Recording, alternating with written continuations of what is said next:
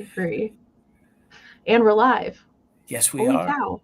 So it says we're live, but it's always this weird intermission of time. Let me refresh on my phone here. I feel like when I do, we'll be live. Oh, we are. We're on my phone. No, the week has flown by. Absolutely flown by, I feel like. It has.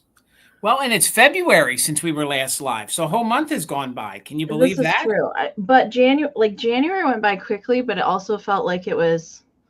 Felt like 2 months. More than 31 days, if that makes sense. Yeah. Yes. Totally. Hello, you guys. Welcome in. I see a lot of familiar faces down in the chat tonight. Welcome, welcome. Definitely, you guys, from watching a few other sales this week, the lag has been terrible. It's always bad, but it's been especially bad. I noticed that on Tuesday sales and some other sales throughout the week. So do that refresh as often as you can. That's really the most thing that I can recommend for you to do is refresh. All right, let's say hello to the friends in the chat. The first person I see in StreamYard this evening is Mr. William. Hello. Willie's in the house. Willie's in the house. He is. And Susan Williams, welcome in. Susan. Good to see you. And Miss Shannon Farrar, welcome. Hello, Shannon. Good to see you. Next I see Miss Karen G. Hi, Karen. Hello. And there is Lily Pond Treasures. Hello. And guys, if you are not subbed to her channel, please do so. And after you subscribe, go see one of her latest videos. Her video on Monday, she shopped at Mother Tucker. So show her a little support and then go watch the Mother Tucker video and show her 2 times the amount of the support. Words are tough for me today, Amy. You know, we talked earlier. I know. Sometimes words are difficult, though. I understand. There's Gavin in the chat. Speaking of channels, you got to make sure you're subscribed to the one, the only Grady Grupo Vintage Recordings. He has a channel here on YouTube, and he's also over on Instagram. Same name, same everything, same person. He plays music. It's on vinyl, of course, the only way good music is played, on a turntable, and he drops a lot of knowledge. And guys, I think until the 9th, he's taking Valentine's Day requests. That's just a few days away. It is. So you have just a few days to get your special dedications, like the old Casey Kasem dedication, and your request for Valentine's Day. And the one, the only DJ Gavin, also known as Grady Grupo Vintage Recordings, will play them for you on Valentine's Day. So if you want to request a song for a special person in your life, or maybe you want to dedicate a song to Garden Guy Bill because it was his birthday last week, you could. Or maybe you want to dedicate, anything is on the table. Or maybe you want to dedicate one to Jason or Amy, or I don't know, I don't know. But make sure you're following him here and over there and show those Gillette some support because they do a ton in this community. Yes, Thank you guys. Thank you guys for everything you do. And Ruthie B is here helping out in the chat tonight. I know Kim has a basketball game tonight. So Ruthie and Karen are going to be helping out in the chat tonight. So thank you, ladies, both for being here and helping as always. Brian is here. Hello, Brian. Hello, Brian. Good to see you. And Leslie has joined us tonight. Hello, hi, Leslie. Good to see you. There is my mom. Hello, Mama Pam. We are making Valentine chocolates. That's what I was just going to ask you. Are you guys doing the chocolates? And yes, we are. Yeah, we don't have a lot of time to do it this year. Right. But yes, we are doing some. I'm doing my famous chocolate dipped Oreos. I can't remember what Mom's making, but yes, we are this weekend at some point. They're good with coffee in the morning because then the chocolate melts. Really? Yeah. Okay. Wings is here. Hi, Wings. Hello, Wings. Good to see you. And Tina is here. Tina, what a cute little pupper dog in the sweater there. So cute. Spark Joy Life is here. Oh. And Mirza. I think you're right. You're right. Welcome in. Hello, Mirza. There is Jason's mom. Hello, Mom. I love you. I hope you had a good Wednesday. I know she was going away with her friend the first time this year. So if you guys had a blast, we didn't talk yet. So Critter Girl is here. Welcome in. And Lori Baxter. Good to see you. Oh, look at all those cute little puppy dog faces. Who else am I seeing? Beth is here. Hi, Beth. Hello, Beth. Beth is the current seller of the month over on Virtual Antique Marketplace. Congratulations. Congratulations, Beth, for that.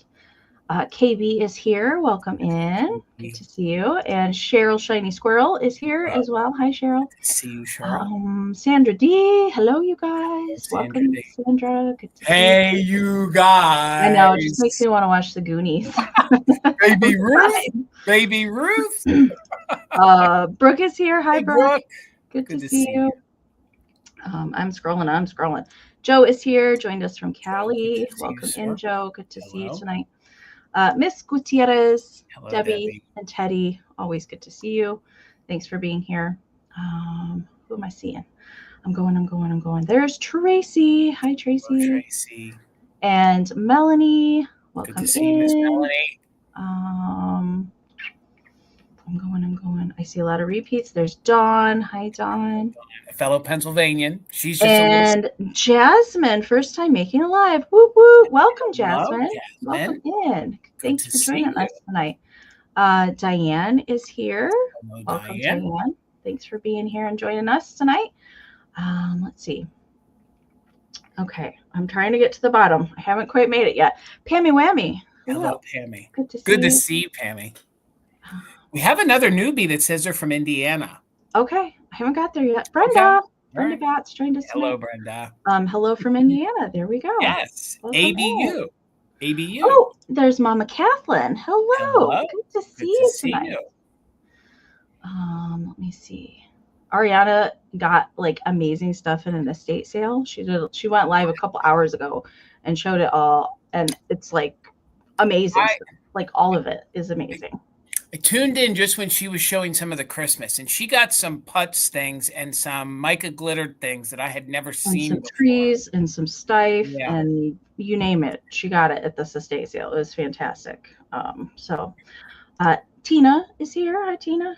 Hello, Tina. It's been a while. How are you? All right. I think I've reached the bottom. I think I got everybody. If I missed you, nothing personal, but welcome in.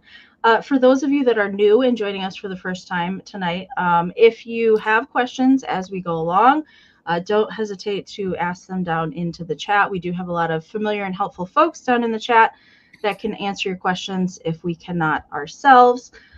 First and foremost, you guys want to make sure you're in the best version of the chat. So you want to be in live chat, all messages, not top chat. If you're in top chat, it will filter out some of the comments in the chat. So always make sure in live chat, all messages. And I got to say, Moose, Dusty Moose has joined us tonight. Okay, sorry. Then as per usual, we always have a lag here on YouTube. So if you do plan to bid on something tonight, make sure and refresh before you do so. And as often as possible, we highly recommend that. So you can exit out of YouTube and come back in. That's a way to refresh, but excuse me.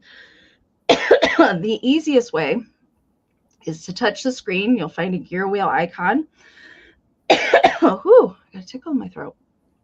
And if you hit the gear wheel icon, you can hit playback speed, hit 2 times, and oh my gosh, excuse me. You all right, Miss Amy? I don't know. Maybe there's dust or something on here. Oh, I'm sure in the vintage. If you hit the playback speed, hit 2 times, and if you're lagging behind, it will get you caught up automatically to where we're at in the live. So do that as often as possible. That's really the best tool that we can recommend to combat the lag. And we will be doing all offer up items this evening. So what that means is the auction style will give you a starting price. I will pin it up here on the screen, and any bids that come in for the item will also be pinned up on the screen as I see them come into StreamYard. If you want to bid on anything tonight, you can pre-register with us if you haven't purchased before. That's totally fine. But you can type your bids down into the chat. And we will show you the item. We'll describe it to you, give you any kind of history, knowledge that we know about the item. And we'll also highlight any kind of issues that the item might have while we're live here on the screen. So you can make an informed decision if you do want to bid on the item. We will do our best to show all that to you. After we describe the item, we'll do a 20-second countdown. And the highest bid that we see come in before the official bid end of Karen Gillette. So you're looking for that daisy icon. All right, so the highest bid that we see come in before Karen's bid end will be the winner. We also do here on my channel the just in cases. If you don't want to use a just in case bid, you do not have to, but it is there as an option if you want to utilize that. And all that we ask is that you're an active bidder. So what that means is you put in at least one straight bid on the current item that we are showing. Then you're welcome to utilize the just in case bid during the countdown only. So what the just in case is the max amount that you're willing to pay for the item with the letters JIC next to it into the chat. So let's say the item is at $20, but you're willing to go up to $50 on the item. You've already put in your current bid on it during the countdown, and then you can put in a just in case of $50 if you want to go up to $50. And if your just in case is the highest before the bid end, we'll bid you up $1 over the next highest bid.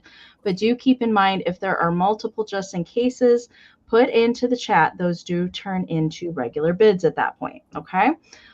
So right now our emails are up here on the screen. Very important, especially if you're a brand new buyer, to either Jason and I. You can send us a joint email. We don't mind that. But if you're brand new to us, or maybe it's been a while, we do need some information emailed to us. So you can either take a screenshot of our emails here. There are down in the description of the video. I've also pinned them in a comment at the top of the chat where you can find that easily. And my lovely mod gals put them into the chat throughout the sale as well. So pretty easy to find that information. But if you win an item from tonight, we do need an email with your YouTube screen name, your real name, your full shipping address, and an email that we can send your PayPal invoice to. Jason and I only send our invoices out in PayPal. If you don't have PayPal, that's okay. You can still shop with us. Just send us an email with all of that same information during the sale tonight. Let us know that you want to check out as a guest. When we do send our invoices out, we can send you a direct link to that invoice. You can check out with any debit, credit, Venmo, Apple Pay, or PayPal. Okay. And do keep in mind, when we do send our invoices out, payment is due within 24 to 48 hours of us sending out that invoice because we want to get those goodies out to you ASAP. As far as shipping goes, shipping is not included in the winning bid price of any item tonight. That will be additional. So Jason and I both use Pirate Ship to get discounted shipping rates versus the retail that we would pay at the post office. It is a deep discount. You guys pay the same discount that we get in Pirate Ship, so we pass that savings on to you guys. The shipping is calculated from that full shipping address that you send us in that email, and it's based on your zip code in relation to our zip code, the weight and size of the package. We do ship to the US, Canada, and Australia. And I will let Jason talk about that last point. I own a brick and mortar. It's in Ephrata, Pennsylvania. I'm part of Antiques Capital, also known as Adamstown, Pennsylvania.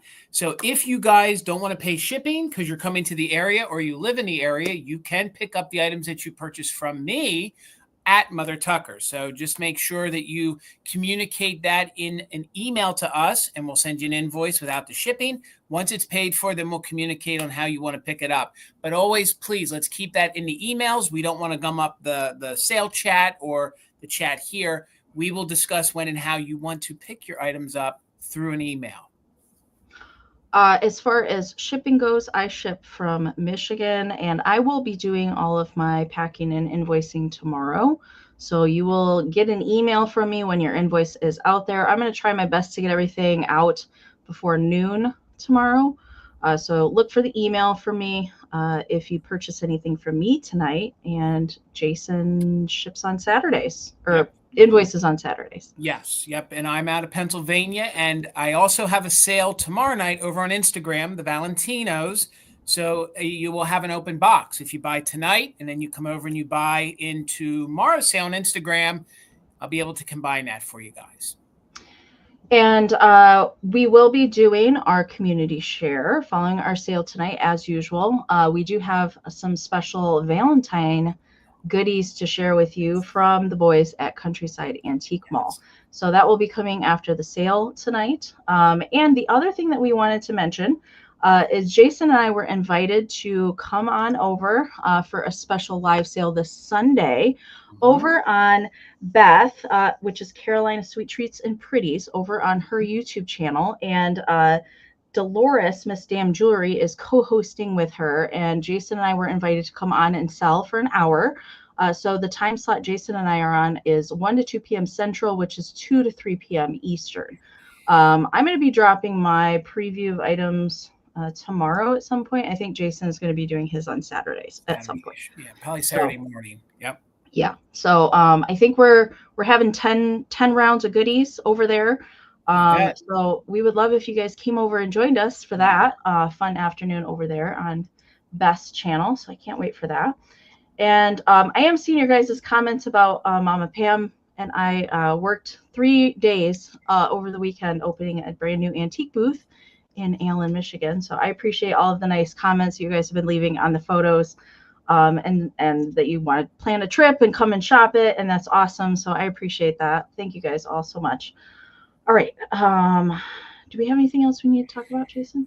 No, I think that's everything, unless you want to show the email if they want to send their, their fantastic finds. So if anybody wants to email us, if you've got your Valentine display out, maybe you collect awesome Victorian Valentines or kitschy Valentines or ceramics, whatever you want to send us. If you have a display up, we would love to see it. And if you want to share any photos with us, we'd love to see anything that you want to send us. You can email us at ShareMyFindsLive@gmail.com. Just make sure to include a brief description with your photos so we know how to talk about them when we share them live here on the screen. All right. So I guess I will get the screen set up. Jason's going to have me go first. Please. I'll jinx us if I go first. It's bad karma. Okay, I am going to actually start with some Valentine's tonight. I know Jason and I both have, we both have some Valentine stuff and some non-Valentine stuff tonight. So it's not all Valentine's, but it's kind of like the last hurrah for Valentine's, if you will. So we did bring some things tonight. All right, so I'm going to start with a choice. And these are all kind of special Valentines, and I'll show you what I mean by that. They're either mechanical, honeycomb, or kind of a more harder to find kind of card. So these are going to start at $12 choice. And the first one I have, which I've never found one of these before, is a mechanical fairy Valentine. It is signed Lorraine Mitchell from Billy Lotridge on the backside, but it is dated. It does have a date here from 1939, right there, made in the USA. My lovely blue fairy, you're so divine. Won't you, my love, be my Valentine?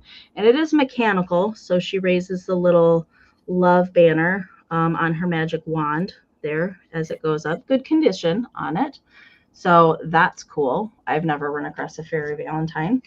The second one, which is one of my favorites, Ruthie Newton illustrated Valentine. I had a couple of these a couple weeks ago, and then I found this one after that.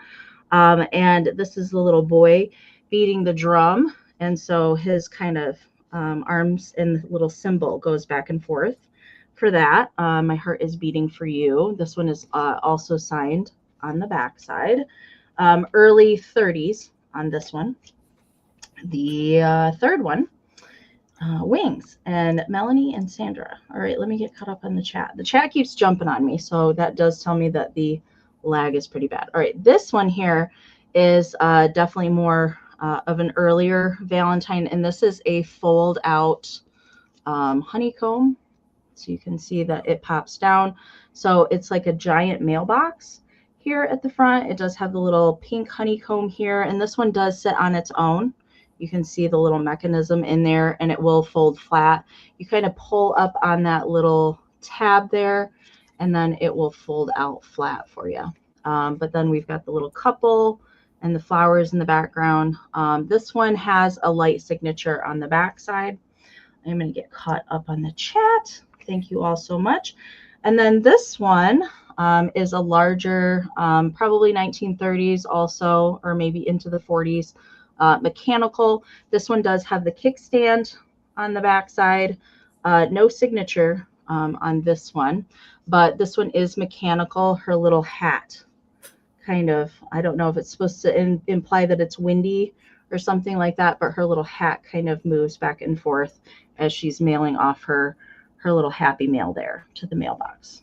All right, so those are your 4 choices. I love me some cards and some Valentines, and these are all pretty special ones, I thought, anyways, and especially the fairy one. So this is the smallest one out of the bunch. You can see this one is the largest, and then this one is the smallest. All right, so let me get caught up. Robin just popped in there. Hello, Robin. Welcome in. And Wings is back in at 20. So this is for choice. Wow, words are tough tonight too for me, Jason. Fault. It's my fault. So let's count these down.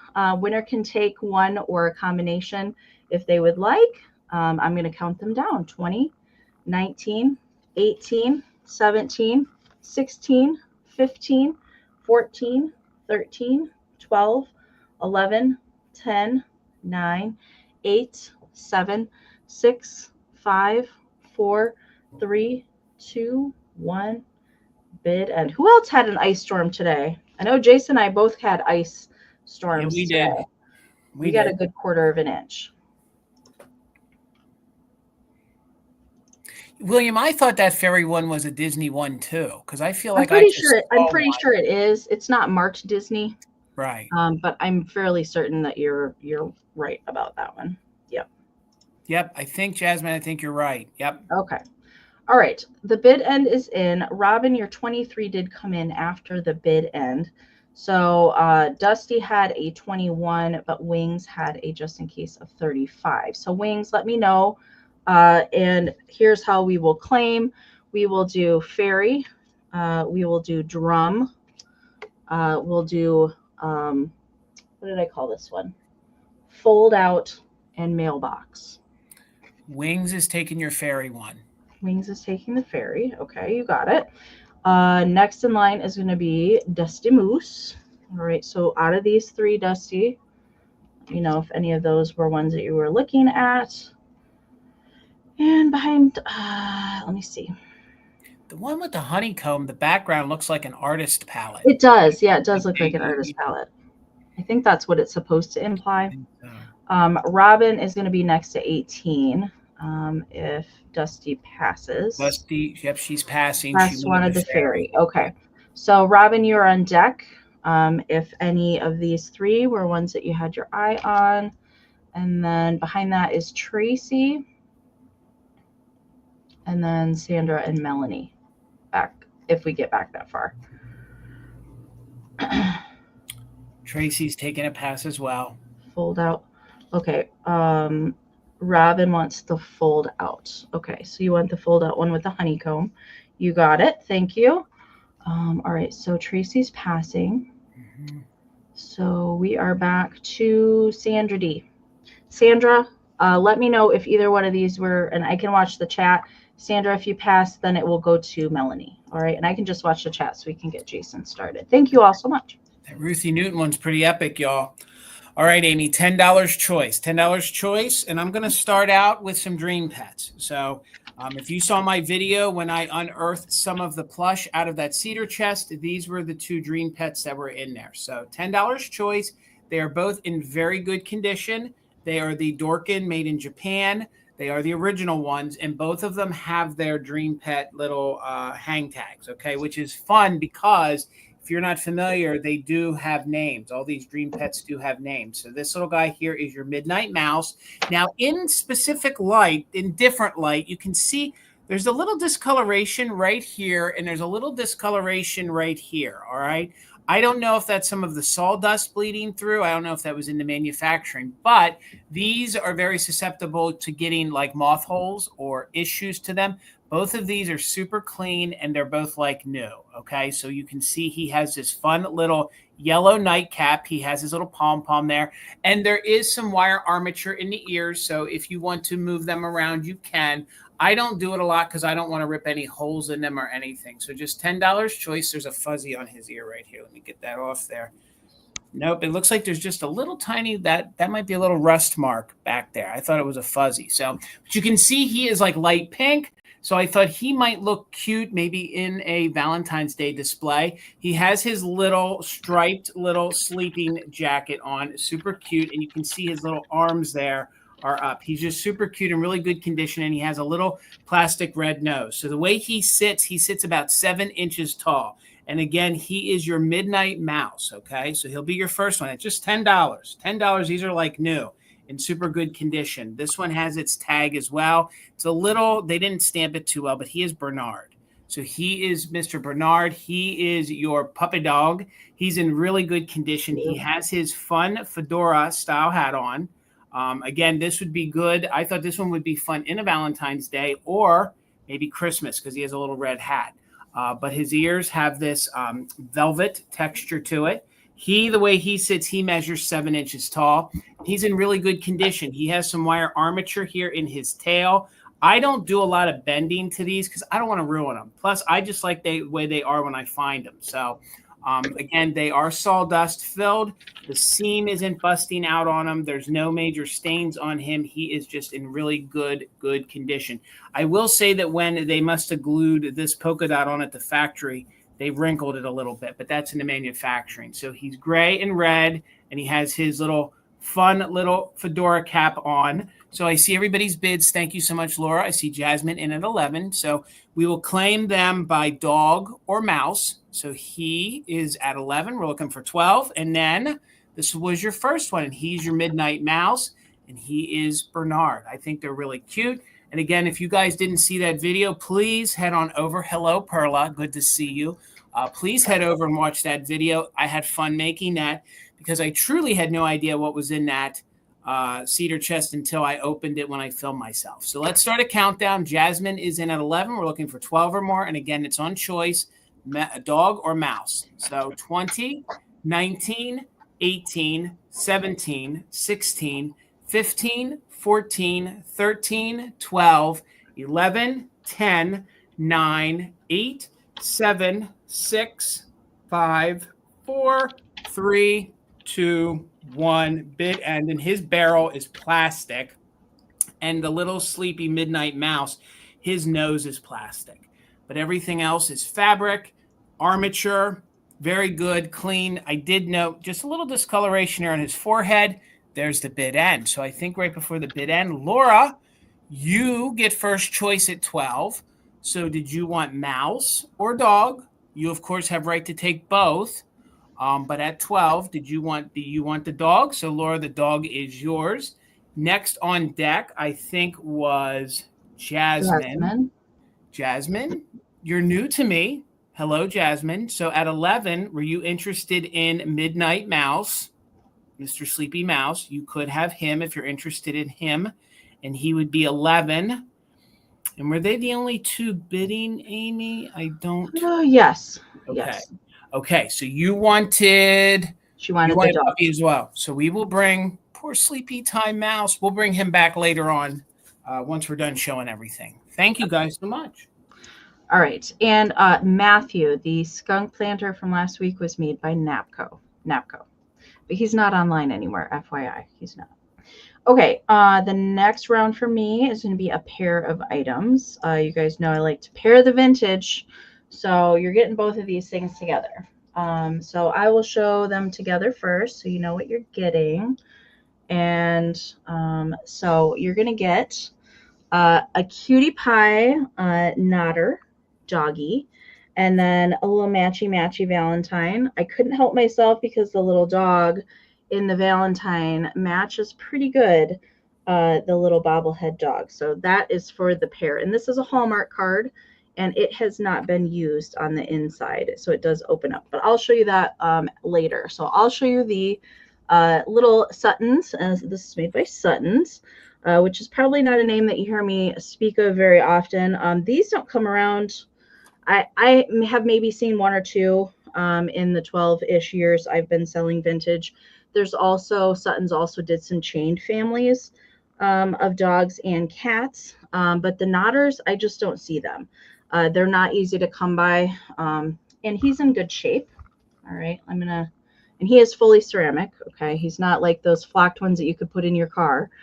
He is fully ceramic. So it does have the Sutton's Creations Japan foil sticker there on the bottom. Again, not an easy brand to find. And he is more of that matte finish, all right? And but he does have a little bit of highlights in the eyes that are a little glazed. And he has a little tear. Do you see that? There's a little tiny tear that's painted on there, but not really any chipping to him, all right? There is, because this is airbrushed cold paint, there is a little bit of scratching on there. All right, there's a little scratching in the paint, but no chipping or anything like that. I'll show you underneath. There is a spring that attaches the head to the neck, like most knotter pieces are. So I always take a lot of care at packing these just so that the head doesn't move around if it's shipping. Hello, Nikki. Welcome in. Good to see you. So that is piece number one. And then the matchy little Valentine card. I just think that it'd be like an instant little display that you could display them together. And this is, and it's glittered. You see there's glittery on the back side. No flocking or anything. It does open up, has a cute little illustration of the girl and her puppy dog. And it says, for a cute little, sweet little somebody who is loved a whole lot every day the year through. So that's what it says on the inside. So you're going to get the pair together because I can't help myself. The Bobble Dog is 4 1/4 by 3 3/4 inches. Okay, so you're going to get the pair together. I'm going to count it down for Nikki. Nikki, I do encourage you to use it just in case there during the countdown. The lag is pretty terrible tonight, so I'm going to count it down for you. We are looking for 25 or more. 20, 19, 18, 17, 16, 15, 14, 13, 12, 11, 10, 9, 8, 7, 6, 5, 4, 3, 2, 1, bid end. I had never seen this bobble before at all. Thank you, Laura. Thank you so much, Laura. All right, there is a bid end from Karen. Nikki, you didn't need your just in case. He is coming to you. Thank you so much. All right, $10 choice, and I have like 2 rounds of Valentine's Day cards, and I think they're sort of unique, but these are the kitschier ones that I have up next. So these are the 3D ones, so they will ship flat like this, and they are larger, so you pop it open, and then you adjust the center in here, pardon me, and then they will stand on their own. So they are both used. There is just a little discoloration to this one, I think, from the way it was stored. But if you guys are into kitschy Valentines, I think these are really neat and just $10 choice. They're from the 1950s. This one on the back was actually signed to the young, and it said it's from Grandma and Grandpa McDonald, and it was in 1952. So I think that's really fun. So once you open these, they measure about 7 inches tall. So they pop open like that, and they're 3-dimensional. We will claim them by the animals. This one will be dog.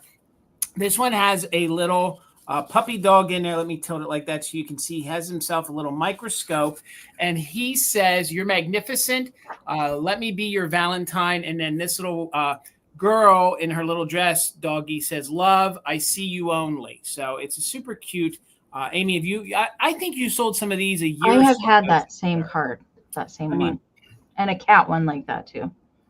This is the first ones like this I've ever had. I don't even have any of these in my own collection. So, and again, they are 3D, they are 3-dimensional. And once you pop them open, they do stand on their own. You just adjust that center card, and then you get this great like little diorama almost of a Valentine. So this will be your first one at 10. And this one we're calling dog because we have these fun little kitschy dogs on there. Again, I think it's really cute. You could just use those alone in your display.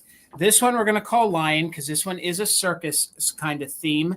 And if you can see, we have the little boy there. He's dressed as like a little clown. I think he's a good clown. And we have the little lion popping out of the little drum or the paper that they use, you know, when they jump through the hoop. You know, there was that sheet of paper they would normally jump through, right? So like I said, when they are together, they measure 7 inches tall. And this one says, "I'm not clowning, you're mine. Would you take a chance with me? We could have a circus together, my Valentine." Ooh, very scandalous. This one is from the same family, I believe, because it's also signed 1952 on the back, and it says Grandma, Grandpa McDonald. So I think that's really fun that some grandparents probably gave this to their youngster. And again, all you do is you just adjust that center, and then they become three-dimensional, and they're these fun dioramas. So when you have it in person, you will be able to see all of it just the way I'm holding it. Some of it seems to be kind of hiding itself, but they're in super good condition. Maybe just some of the white has yellowed a little bit due to age. Thank you, Critter Girl. I see you in a 10. We will claim them by the animal in which is on there. So this one will be lion. I mean, this little kitschy lion would have went well if I could have had it at the same time with the dream, with the My Toy that I sold last week. Could you imagine having this sitting next to that My Toy? Yeah. That would have been really fun. And then this one is going to be dog. So if you're into the cute little puppy dogs, this one would be your dog choice. So it's dog or lion. Nicole, thank you. I see you in at 11. We're looking for 12 or more. They are used.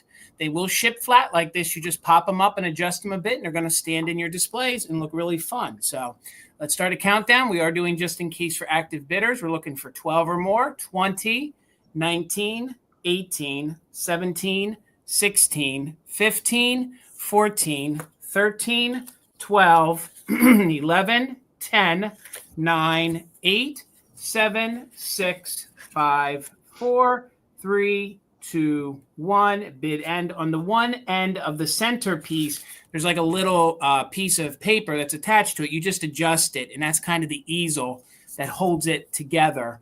And once you adjust it, like I said, they stand on their own. But you might want to bend it the opposite way just a little bit. So now I got that tickle, Amy. You sent it all the way down from Michigan. So thank you, Karen G. So Nicole, you get first choice at 11. Were you interested in the dog or the lion? You, of course, have right to both. And then backup, I think, was you want the lion in the circus. All right, Nicole, that one is yours. And Critter Girl, you were the first bidder in a 10. Let me know if you were interested in the dog one. You could have that one for 10. If you pass, I'll bring it back later on. But you have right to have this at $10 if you are interested. Again, they're both in good condition. They just have been addressed to somebody. So I will watch the chat. All right. We'll bring it back during the recap. Thank you guys so much. Sounds good. Okay. I have non-Valentine for the next round. Although, I mean, you can put them in a Valentine display. You can.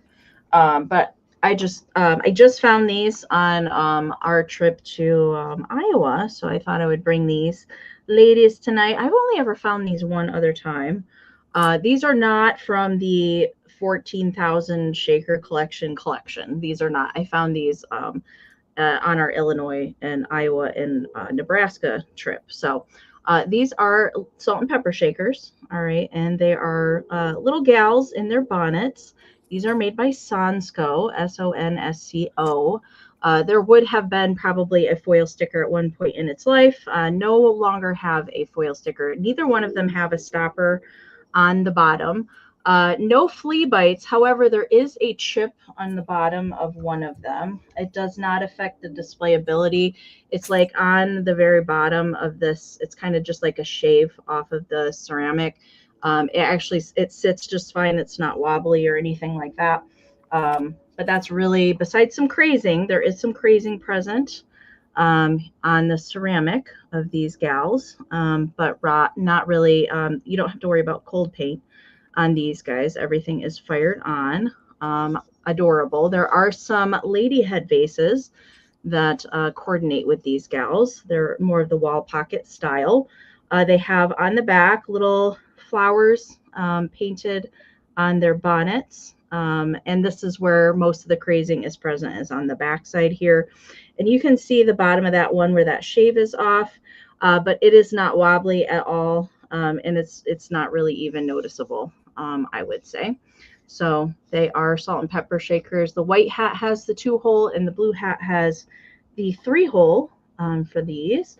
The measurement for these are 2 3/4 by 3 1/4.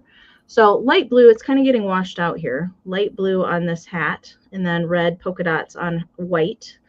And then this one is like a butter yellow and then light pink there at the bottom. And just sweetly painted little lipsticks and eyelashes for days. They both have little blue eyes in there. So kind of the back of these are meant to be like their pigtails that are hanging out of the back of their hats. They're not, yeah. I think that's what I see is that that's their little hair hanging out there. I think you're right. All right, I see Miss Sandra is in. Thank you so much. So we're looking for 19 or more.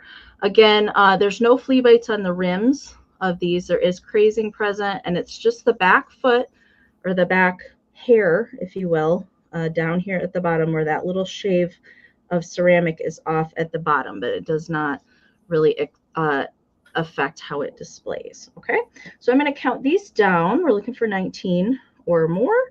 20, 19, 18, 17, 16, 15, 14, 13, 12, 11, 10, 9, 8, 7, 6, 5, 4, 3, 2, 1, bid end. Now they're looking at each other. I had them the wrong way. They're kind of giving the side glance at each other. Hello, Lisa. Welcome in. Hey, Lisa, good to see you. All right, there is the bid end from Karen. Thank you so much. All right, Sandra, these are coming to you. Thank you so much. $20, Amy. And after tonight, I'm completely out of Joseph original mice. So I bought a lot last year. Wow. I'm done. I'm taking a few to the store, but I'll be done bringing them to live sales. So I did save this set. I was going to either bring it like in June, because I know some folks in July do maybe, a bride and groom display. But I also thought some of our kitschy friends might want to pop these fun little Joseph mice. They're the bride and groom. Thought you might want to put them in your kitschy Valentine's Day display, because I thought they would look really fun in that. Yeah, Truth be told, this is the first time I've ever seen the bride and groom in this series. I mean, I don't think I've ever seen the bride and groom either. They made them almost doing anything and everything, but this is the first time I've ever seen them, because I used to collect these, and we did sell the collection. They're in very good condition. There's no damage to report. Deanna, I see you in at 20. They are the middle size. There's actually a big mouse that you can get.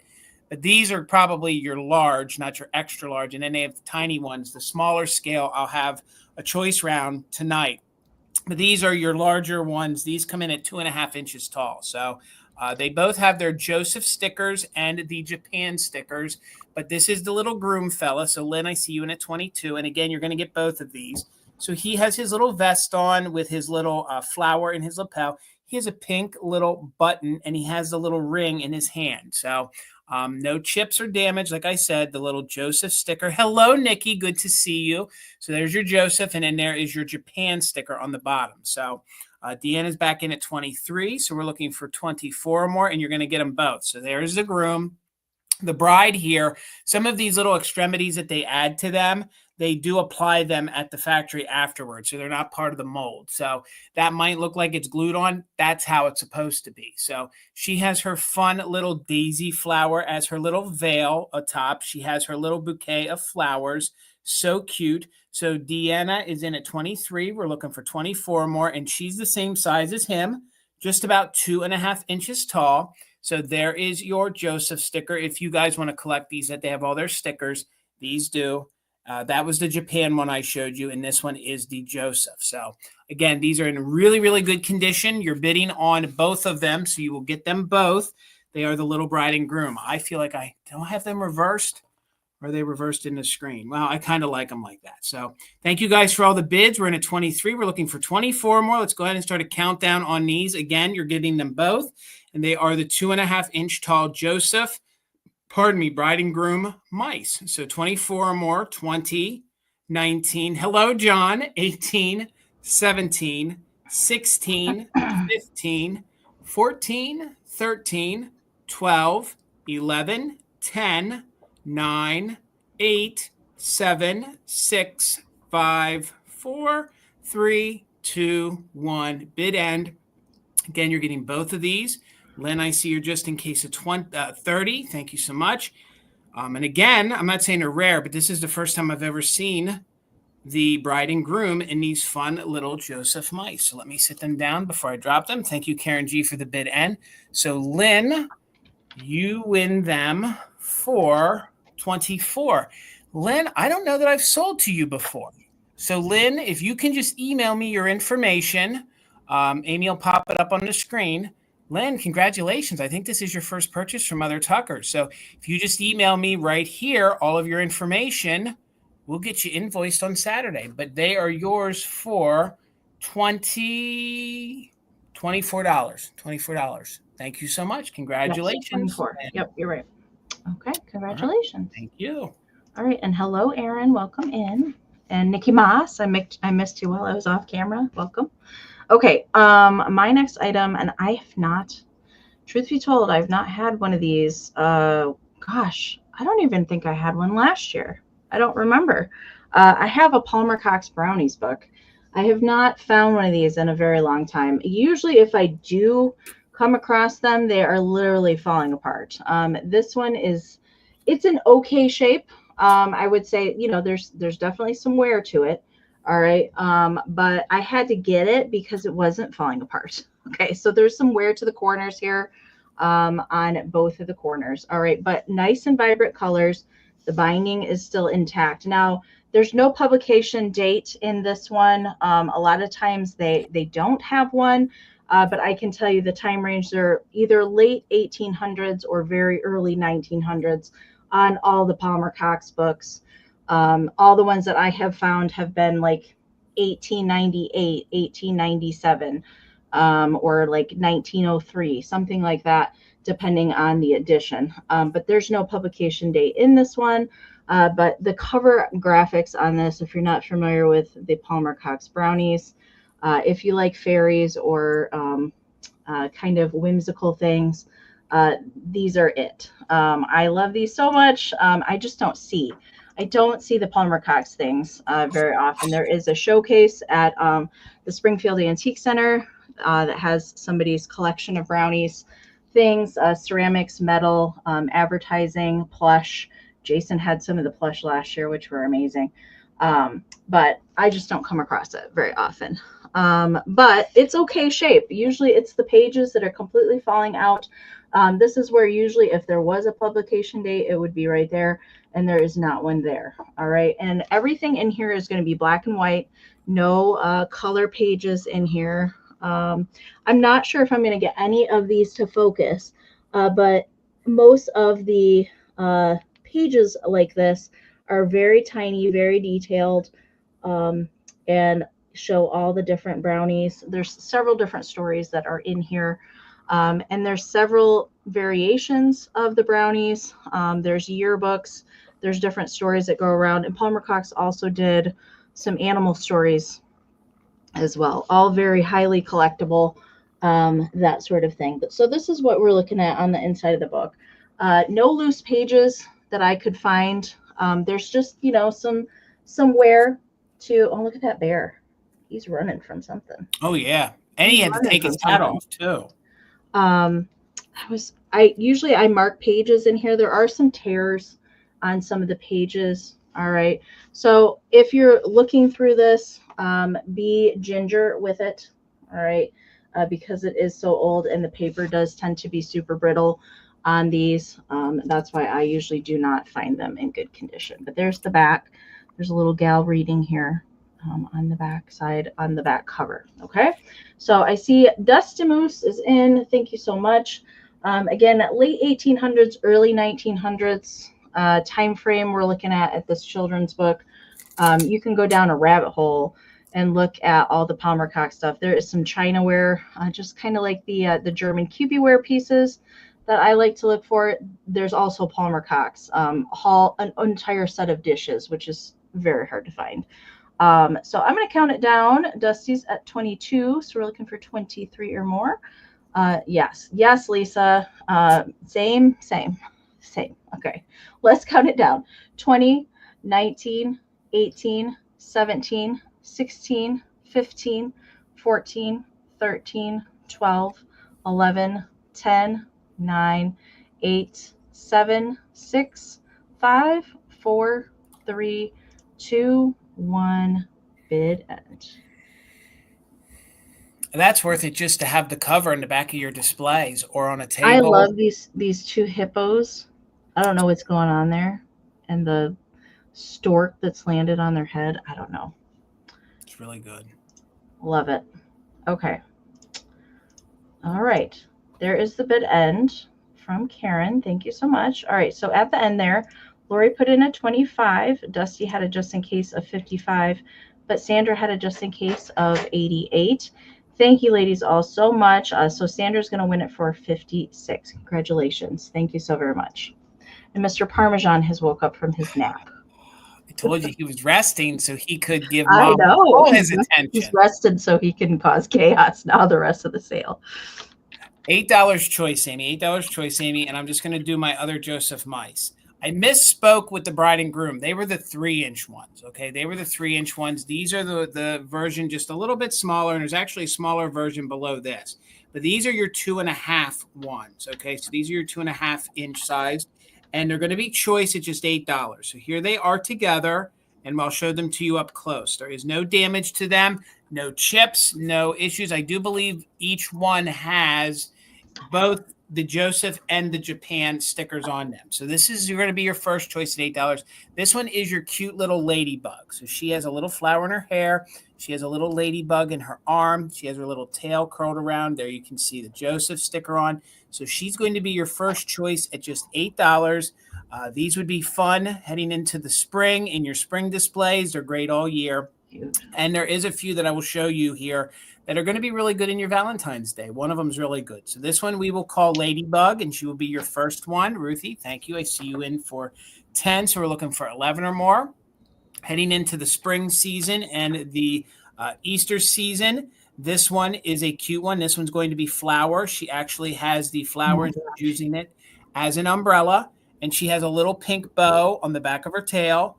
And again, that's all cold paint, but there's that fun little flower, and here you can see she's holding the stem of it as an umbrella. He or she is. So, and again, I do believe that they all have their Joseph stickers and Japan stickers. So this one will be Flower. So the first one was Ladybug.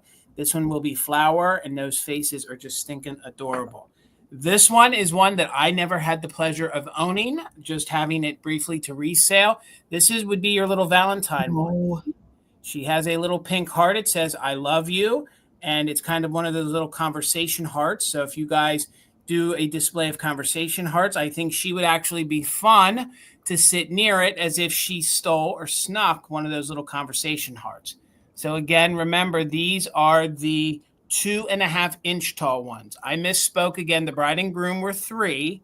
These are the 2.5. And there's actually baby ones that are smaller.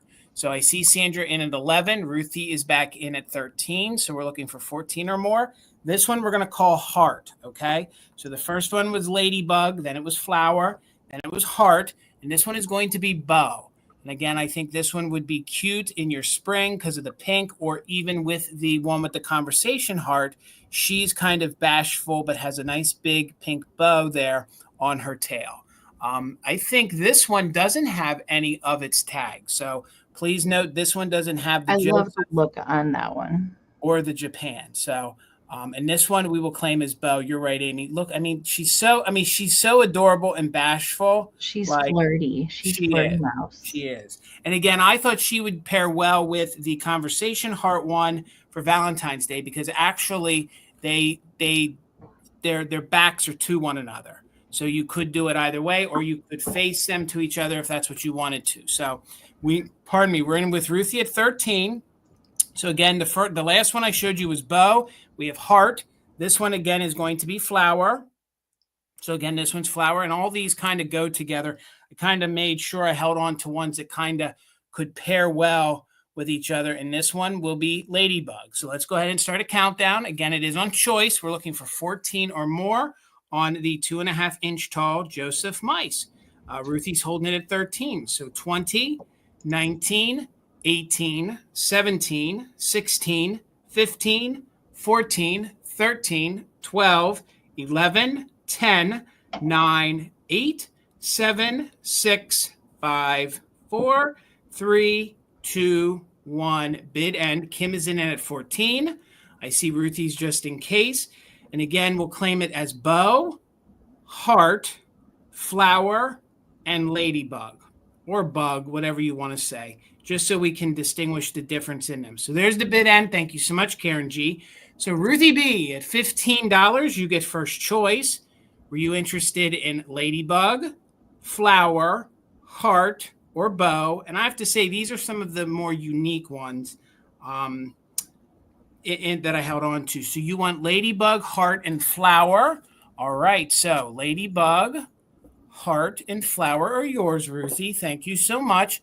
So Kim, were you interested in the pink bow? You could have, you have the bow. All right, Miss Ruthie. Ruthie, you got to send us a picture of your Josephs. I know you've collected these for a while. Send us some into Fantastic Finds.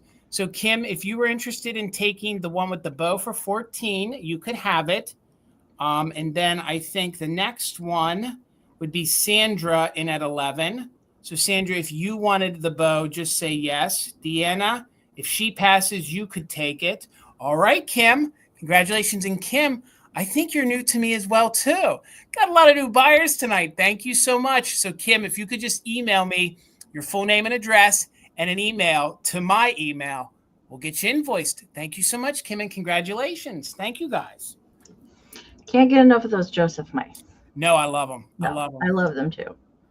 And there's hundreds. There's literally hundreds of them. Different ones. Yeah. Okay, I do have some handmade Valentine's stuff tonight. I didn't have a lot of time last week just because we were getting ready to go open that booth.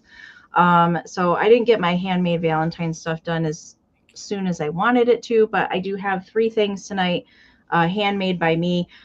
If you were here for the Purple February Joseph Originals girl, I have switched her out. I apologize for that, but she will be coming to the sale that we're doing over on Best Channel on Sunday at 2 p.m. Eastern. Okay, so she's coming. She's still coming. She's just coming Sunday.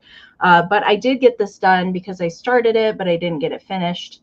And this is a wreath. Now, this is not as large as the wreaths that I typically do. It's a little bit smaller. Instead of 10.5 inches in diameter, this one is 9.5 inches in diameter. It is starting at $30 now. And also with this, typically for the centers, I do scans of vintage cards in my personal collection. This is an actual card, okay? This is one of the Hallmark storybook cards, and it's the Queen of Hearts. The back of this card was completely mangled, so I rescued it because I thought I could save it, okay? So it is an actual card that is adhered on here, and it's completely covered with vintage elements on here as well. So we do have the Hallmark card. All right. And I've saved some of the hearts from the back and put them back onto the front. There is like a little foil heart here on the center that is original to her. We've got some millinery, some Kitschtastic plastic, vintage spun ball, vintage flocked and beaded heart, vintage millinery flower and stem, a little sparkly heart with a vintage millinery flower. We got a yellow, some vintage elements added on that. Another vintage flower. These are vintage little foil hearts, a little vintage mercury glass ornament. We've got a vintage sequin. We've got a little felty heart and another one of those beaded flocked hearts, another vintage flower, and some more millinery flowers down here at the bottom. And just, it's kind of muted red for the tinsel at the background. And it does have a baker's twine hanger here at the back side for hangers, and it is signed by me on the back side. Again, it's 9.5 inches in diameter here on the back side. So it's a little smaller than my typical wreaths are. It's just a smaller foam wreath for the core, and I thought I would bring it tonight. Although, like, it could work for Valentine's, but it can work every day too, because it is the Queen of Hearts after all. And she, you know, she's good for Valentine's Day, but this could stay out past Valentine's Day as well. So not a lot of new elements on this one. There are a few newer glittery hearts on here, but for the most part, it is vintage elements that are on here as well. I just had to rescue her. I couldn't leave her behind. She was like, please rescue me. So I did. Nikki Moss, I see you. Thank you so very much. So we're going to count her down. We're looking for 31 or more. 20, 19, 18, 17, 16, 15, 14, 13, 12, 11, 10, 9, 8, 7, 6, 5, 4, 3, 2, 1, bid end. I usually don't sacrifice the vintage for these, but she needed rescuing. Right. Nikki, I see her just in case. And there is the bid end from Karen. So Nikki Moss, congratulations. Thank you so very much. All right, Jason. I'm excited to offer this next item because I've never had the privilege of owning a piece of this. It's going to start at $48 if anybody is interested. If you know cranberry glass and you know Coin Dot by Fenton, then you know what these normally retail for. And myself and Tina found this when we were in Allentown over past week. So this is a pretty collectible piece of glass from Fenton. It is not stamped Fenton. I believe that this is probably from this heyday, this cranberry. They, of course, made it for a long time, but this style was very popular throughout the 30s to the 1950s. I believe this piece is from the 1950s. So it is $48. It is a ruffled vase made by Fenton. It measures 8.5 inches tall. So from the bottom to the very top here is 8.5 inches tall. I think it's a very gorgeous piece of glass. There's absolutely no damage to it whatsoever. It's very, very clean. I don't think anybody ever put water or flowers in here. So there is no water line, no crazing to it. You can actually see how they pulled it. This is like a form of cased glass. So you can see when they pulled those dots there, they have those great lines that they got with it. So there's no chips at all to the ruffles up here on the top. It is super clean. You can see that the cranberry goes completely through. So it is cased glass. And then the outside has this gorgeous white to it. So this is made by Fenton. There is no stamp to the bottom. You can see how gorgeous and polished it is. It quite possibly could have had a sticker at one time. So if you guys are so inclined after the sale, if you want to do a Google search of this, you will see what they normally sell for. This is not going to be called a melon vase, although some folks do call it that. It's just a bulbous bottom with a pulled top, and it has this gorgeous, gorgeous ruffling to the top. So it would look very great, Joe. I think if you guys do pink at Christmas time, this is going to look really well. I like to personally, and I'm going to be doing a video, and hopefully it's out on Sunday. I'm going to show some of our Valentine's Day displays here at home, and I do like to mix pink in with it. So I think pink goes very well with it. Pink is very good heading into the spring. This would be a great piece to be on your table at Easter. You could definitely put some maybe lilies coming out of it, or just use it as is. So there is no damage to the ruffling at all. I got it at a very good price. So $48, I think, is probably a fraction of what they usually sell for. Usually in my store, something like this has a tag of $125 on it. So again, it's where I see that too. It's in very, very good condition. So, this would be your opportunity if you wanted to actually have a true piece of cranberry glass. I actually have two other pieces of cranberry coming up. They are actually Victorian era glass, but this is going to be more of your mid-century coming out of the Depression. So if you like this, there are other pieces that you could get to go with it. Again, I think it's a statement piece at 8.5 inches tall, and I think $48. Jason, I love the behind you scenes. Oh, thank you so much. Thank you. We are going to do some more of those. We are going to do some more of them. But $48 is our start on this. Thank you so much, Deanna. And again, it is the larger one. It is 8.5 inches tall. There is absolutely no condition issues. I look at this completely over. There are no inclusions. There's no air bubbles. This, I think, some folks will say they like later Fenton. I think Fenton's heyday was the 30s through like the 50s. I think that's when they were really putting out some quality. And then later into the 60s and on, I don't know. I find a lot of issues in some of their pieces in later times. But again, this is your 1950s, 40s era, even into the 30s was pretty big with their cranberry. I always call it pink, but it is their cranberry glass, and it is in the coin dot, not to be confused with the coin slot. That would be the reversed. So where you see the white, that would be the cranberry, and then the white dots would be here and not be the the see-through. Look at that when you look in I there. love the optics it creates when you look through. I do Like, too. And it's again, cool. the vase is crystal clear. Nobody, I believe, put water in it. So there's no water line. There's no buildup. There's no issue. This probably sat in somebody's cabinet for decades and they enjoyed it. And now I think at $48, we're now looking for $49. You'll have an opportunity to have a gorgeous piece of thing. So let's go ahead and do a countdown. Deanna, you might want to use it just in case somebody's coming in there at a little higher price, because this is a really good piece. So we're looking for 49 or more. So let's go ahead and count it down. 20, 19, 18, 17, 16, 15, 14, 13, 12, 11, 10, 9, 8, 7, 6, 5, 4, 3, 2, 1. Bid end. Wendy, I see you in at 50. Thank you so much. So we're looking for 51 or more.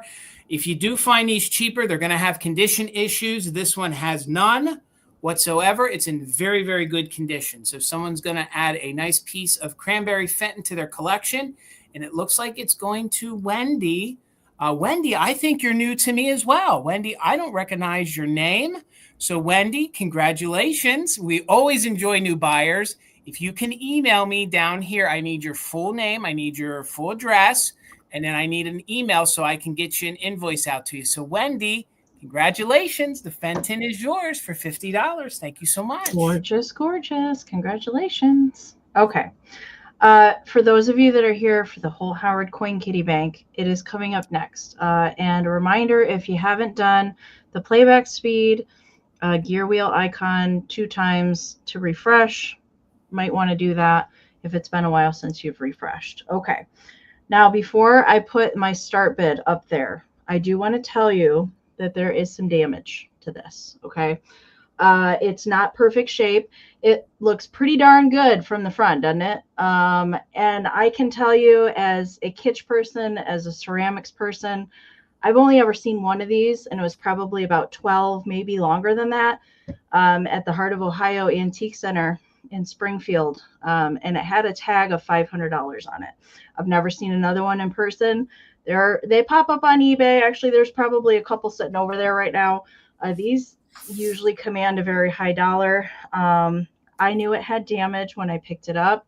All right, and I couldn't leave it behind because I just couldn't. So I thought, even as a starter piece, it still was worth saving. There is a piece of the ceramic that is missing from the back of the head. Okay, do you see that? Probably it just got a little too aggressive with the bobbling and the piece came out. So it is missing there on the back. All right, you can see that there, but it does not affect the integrity of the head. There's no other chipping on it. There is crazing present. Okay. And the deal with these banks, and I don't think that there's also, they did some other ones. Holt Howard did some other banks as well. I'm going to start this at $85. Okay. And I think that that's fair for the condition that it's in. It looks pretty good from the front. If nobody would ever even know that that was there. The deal with these banks, there's no stopper on these. Okay, so I'll show you the bottom. So this is a metal disc that's here on the bottom, and it does not sit flat. I'm going to try and show you. It's meant to be a bobble, so it's meant to rock. Okay, do you see how it doesn't sit? And that is why a lot of these got damaged. I really think so. That and then if you actually put coins in here, because there's no stopper, the only way to get money out of it was to smash it. And that's another reason why I don't think that there's a lot of these out here. They did clowns. They did some other kind of circus kind of theme ones, and cats in several different colors.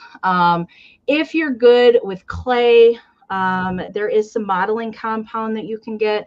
You could probably fill that in. I'm not familiar with doing that, so I didn't want to mess with it. Okay, I just left it. But similar to the Sutton's dog, there is a metal spring that's in here attached to the neck of the cat. So when I pack this, I will be very careful to not put any extra pressure, but it will be padded in here so that the head is stable and it cannot move. Okay, that is how I pack these. I have packed babble heads before, so I'll take great care in it. But this is why I couldn't leave it. my kitschy heart wouldn't let me do it. I was like, I got to rescue that whole Howard cat. Somebody needs this in their collection. So measurement for it, I do want to tell you that. He is 6 inches tall by about 4.5 inches in diameter. Okay, so there is crazing present in the glaze. No cold paint you have to worry about on it. It is all fired on there. Jason doesn't even have this in his collection. I've never even had the privilege of trying to buy one. Yeah. I think, Jason, don't you have one, though? I have the clown. The clown. All I have is the clown. Yep. That's what I thought. Yeah. Yeah. Anyways, yes, the bow is by far my favorite part of it, too. So there's different colored cats and there's different colored bows, okay, in this. All right. So, again, that is the issue here on the back. It does not affect the displayability of it. You can't even see it from the front, but it does have that piece missing. And that is why it started at $85. Nikki's in at $86. Thank you so much. So we're looking for 87 or more. I am going to count it down. So anybody that MJ and Nikki, you're welcome to put in the just in case during the countdown if you would like.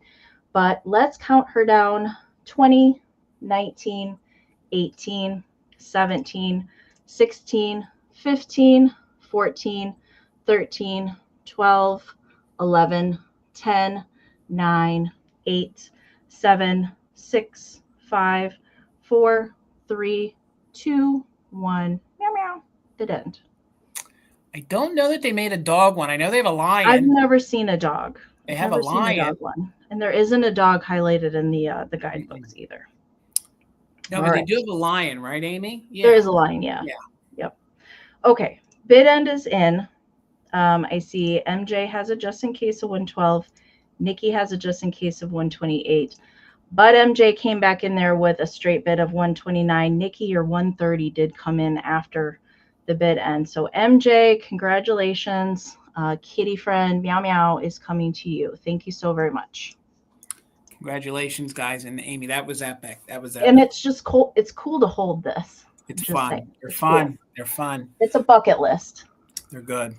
$28, Amy, on my next piece. And if you guys collect head vases, you know that Anarco ones are very collectible and the smaller ones are very collectible. Not saying it's rare, but they're just very collectible. They love these tiny ones. Why? I think because you can put more of them in your collection. So $28 if anybody is interested. She is 3.5 inches tall. There are no chips to her eyelashes. She has her original jewelry. There's a gnarly glare. So let me get in here. You can see that they actually, that hand looks like, well, no, it's not. That they actually applied later at the factory, but it looks like she's kind of holding her hand like that.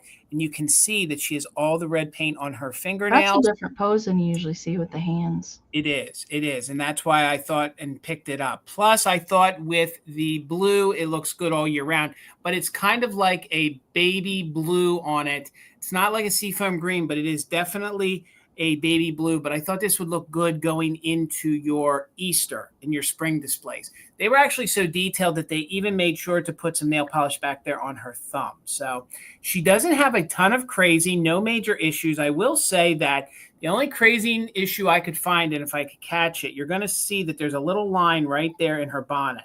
It does not transfer to the underside, so there is no line in it. It just is a little crazy line that you're going to see. You can kind of see it right there by my finger, a faint little line. So, Kim, thank you. I see you in at 28.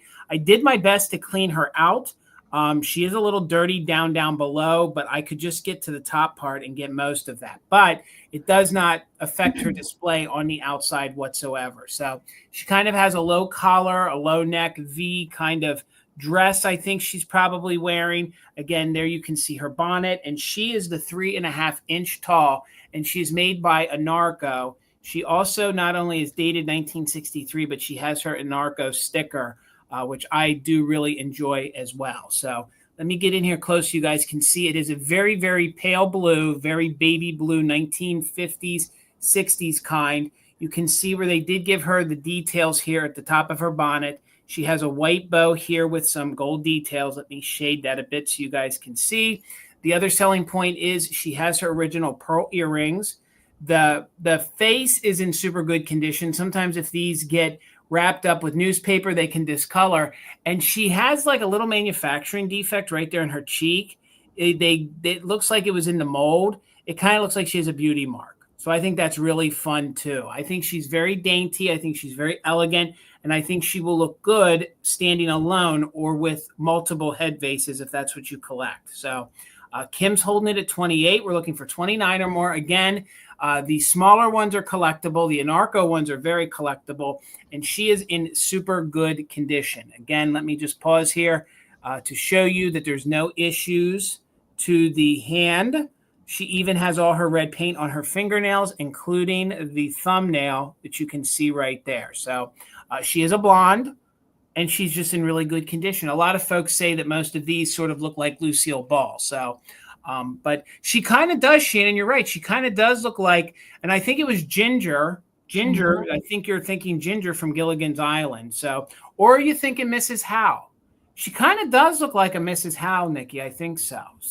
But let's go ahead and count it down. Thank you for the bid, Kim. We're looking for 29 or more. Don't forget, if you're an active bidder, you can use a just in case. So let's go ahead and do a countdown from 20, 19, 18, 17, 16, 15, 14, 13, 12, 11, 10, 9, 8, 7, 6, 5, 4, 3, 2, 1. Bid end. You're right. Definitely a Mrs. Howe.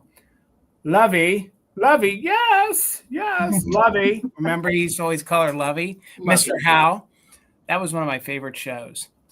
Gilligan's Island. I don't know that it's on many repeats anymore. All right. I think the channel that does the replays of it. It's probably Antenna TV or Retro. Antenna or one of those other ones. But nonetheless, congratulations. It's going to the one, the only, Miss Kim. Thank you so much, Kim. Congratulations. She's yours for 28. Thank you. I don't see the smaller ones as often as I see the larger size ones. Nope. And I even see the gigantic ones more often than I see the small ones. Agreed. Okay.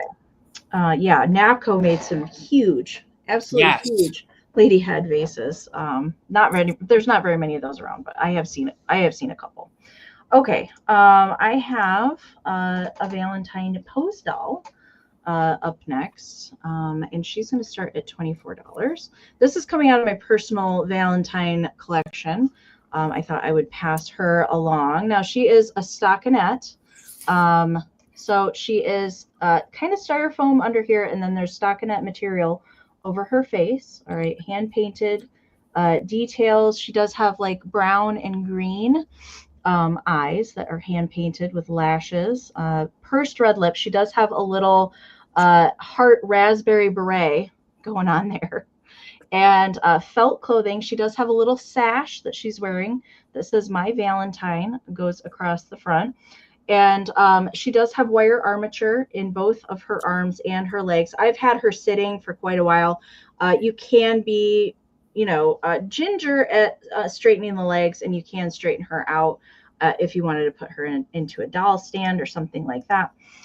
So felt for her little skirt. She does have just a little bit of staining going on. She does have a little applied felt red shoes. And sorry, girl, we're going to peek under your dress. She's got little, like a kind of a pantaloon, like little slip kind of thing underneath here. And then some kind of, I don't know, it doesn't feel like crinoline. It feels more like cheesecloth to me underneath her felt skirt. And then she's got brown hair just kind of pulled into the back. The white felt is pretty clean. There's not a whole lot of staining I can mention on that. Most of that is just right there on the stockinette for her arm. But sitting, she does measure 12 inches by about 6.5. I'm also going to include this Best Valentine Wishes little card because she looks cute holding it. That's how I displayed it as well, is just kind of, I have a little wooden chair that I would sit her in, and then she does sit really well in like doll furniture or on an edge of a shelf. But I just gave her that because it kind of looks like a box of candy. That's why I always gave that to her to hold. Let me get caught up in the chat. I see Mirza is in at 27. Thank you so much. And KB and Andrea, I saw you as well. So you're going to get the pairing of the little card plus the pose doll. She is made in Japan. I do know that. I have seen her pop up online a few times. But she does no longer has her little foil sticker that says Japan. But I'm going to count her down. We're looking for 28 or more on the little Valentine pose doll. 20, 19, 18, 17, 16, 15, 14, 13, 12, 11, 10, 9, 8, 7, 6, 5, 4, 3, 2, 1. Bid end. She reminds me, like, she says French to me. She like, does. Oui, oui, Valentine. I think she would look cute with poodles. Oh, yeah. Oh, I yeah. didn't have any poodles to display her with, but okay. I see Tracy popped in there, and KB put in a just in case of 37, and there's Karen's bid end. So the high bid was Tracy at 29, but KB had the just in case. So KB, it is yours for 30. Congratulations. Thank you, Karen. Okay. All right, Amy, this is going to be a choice round, $18 choice, and it's going to be choice on some vintage squeaks made by Rempel, okay? So they are all soft. They're all squeakable. I just got to tell you guys, you got to get into Mother Tuckers. If you guys are local and you love kitsch, Nancy's booth is killing me. Nancy is filling it, and I'm getting my kitsch ready. So if y'all are in the area, especially the February fling, which big discounts start, you got to get down to Adamstown, especially Mother Tuckers, because we're filling it up with good stuff. So, but if you can't make it, we are planning to shop with me later this month, and I'll bring them to you. I'll bring them here to the live. So it's going to be $18 choice. They are in very good vintage condition. They all squeak, and they're all really soft. So, and I think $18, if y'all love squeaks and love your Rempels, or you have the diamond pottery ones that kind of go with it, I think it's kind of fun to display together. But this first one here is Bulky the Mule. I thought he was a donkey, but Amy corrected me that he is a mule. You can see that's just what the book says, Jason. Right. And you can see he does have his little squeak hole there. There is no rust to it. Here you can see the stamp on the back of the head. He will actually stand on his own, and he still has some of his light gray paint on there, okay? You can actually see that he even has some of the details here to the blushing on the face, including the nostrils there and the eyes. So he measures just about 7.5 inches tall by about 5 inches wide. So if we still have squeak lovers with us, you know that these, when they're soft, are hard to find. Usually they're all wrinkled up, they weren't stored properly, or they're super hard, like almost a rigor mortis has set in. But he is very surprised. He is very, very surprised, but he is in such good condition. And if you collect these squeaks, I think these are good examples to add into your collection. So again, just $18, and this is your first choice, and we're going to call him Mule. So he will be your mule. But again, let me slow down and show you guys. That's not discoloration. That's actually part of his coloring. He was supposed to be a light gray from what I remember seeing the diamond pottery, and he does have a good amount of his paint still remaining on him. There is the Rempel stamp on the back of his head. And again, he does squeak, which is amazing. How old are these again, Amy? Are they normally? Late 40s. So we're talking like 80 years old here at this point and in super good condition. So yes, that'll be your first one. You couldn't do it by today, but this guy's name is Chubby. So he is Chubby the pig. And truth be told, thank God for Amy. She's the one that helped me identify their names. So because I have the book, Jason. This one is Chubby, and he has slight discoloration, but he still has some of his pink on him. And in the times that I've seen other resellers bring these, I've never seen one have this much pink remaining on him like this. So this is sort of what happens to the rubber after a couple years and years. They start to discolor a little bit, but he is in really, really good condition. There you can see the squeak hole, and he still squeaks as well, which I think is amazing. So Jasmine, thank you. I see you're 18, so you're bidding on choice. So the first one we'll call donkey or mule. This one is pig. This one measures 4.5 inches tall by 4 inches wide. And there is the stamp on him, so you know it's official. And again, they did kind of airbrush paint these back in the day, but this is just the way they discolor after a while. But again, if you're familiar, like I brought a Santa Claus, he was so hard, there was no way you were going to mold him or move him. But these they must have been stored in the right place. You can see how soft they are. And I'm not afraid to squeeze these because they're just in such good condition with the rubber that they're not going to really crack or have any issues. Now, you said I always called him Mr. Frog, but he's known as what? Froggy the Gremlin. Froggy the Gremlin. He did not come from Nancy. I had him, and I wanted to do a choice round. So I brought the two from Nancy. I had him, okay? He is a harder one to find, so that's why I kind of forgave any issues. Somebody did write in pencil there. I think they wrote all there on his lip, and they did write, I think their name Charles here on the back. So I don't know if a magic eraser could take that off, and they did write on his feet, okay? But he displays really well. He does have a little paint wear to his eyes, but I think he has a really, really old, he has a used kind of look, which I kind of like. Amy was telling me before the live, there's a larger one, but there is this one. He also is soft and squeaks. So that is amazing. The new owner, if you want to try a magic eraser to get some of that pencil off, I'll leave that up to you. I didn't want to. But he does have a lot of his paint remaining to him, and he measures about 5 inches tall, so he's about 5 by 5. He will stand, but you have to work hard at it. So when I previewed him, I just kind of boom, leaned him up against something. But it's up to you. But again, he has a lot of his color left. I don't know why they put all there on his lower lip, but that is in pencil. So maybe the new owner could clean that. I usually have good luck with Dawn dish soap. Okay. With these. All right. As long as you don't get it in the squeaker hole. And then they'll make bubbles.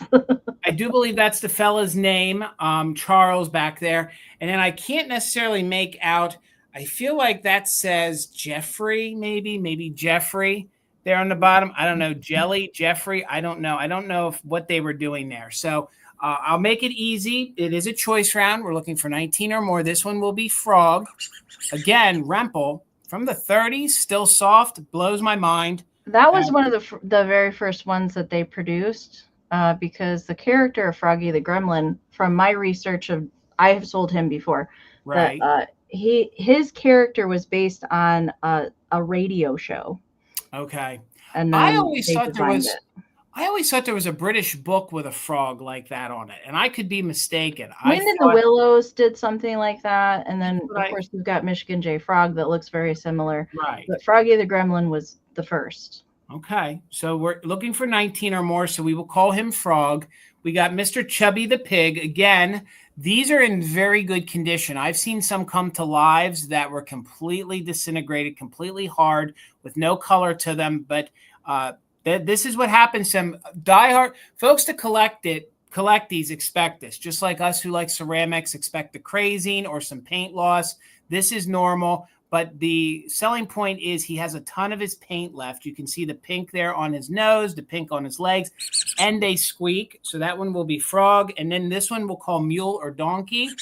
And again, they squeak and they have a lot of their paint. So let's start a countdown on these. We're looking for 19 or more. It is on choice. So it will be Mule, Pig, or Frog. So Jasmine has it right now at 18. We're looking for 19 or more. So let's do a countdown. 20, 19, 18, 17, 16, 15, 14, 13, 12, 11, 10, 9, 8, 7, 6, 5, 4, 3, 2, 1. Bid end. Diamond Pottery took the molds. They have figurines and planters, so you can not only have your squeak, but you can get it in, ceramic form and have a fun little display. Thank you so much, Karen G, for the bid end. So Jasmine, thank you so much. Congratulations. Again, a new buyer. I'm so happy. Thank you so much. You get choice at was it 18 or 19 did she have? I think she had an 18. So Jasmine, let me know, did you want Pig, Pink? So you want the Mule. So the Mule is yours. We'll bring the other two back later on in the sale. But Jasmine, the Mule is yours. Thank you so much. Sounds good. And I did say that I referred to the book, and sometimes I bring this out, sometimes I don't. this is where the Rempel animals originated. So this is a book by Ruth Rempel. Misty gifted this to me for my birthday a couple years ago. But this tells the story. So all these animals disappeared, and then he started sculpting them out of clay, and that's where they get all the names from. And then Ruth Rempel designed the squeak toys first off of her illustrations from this book.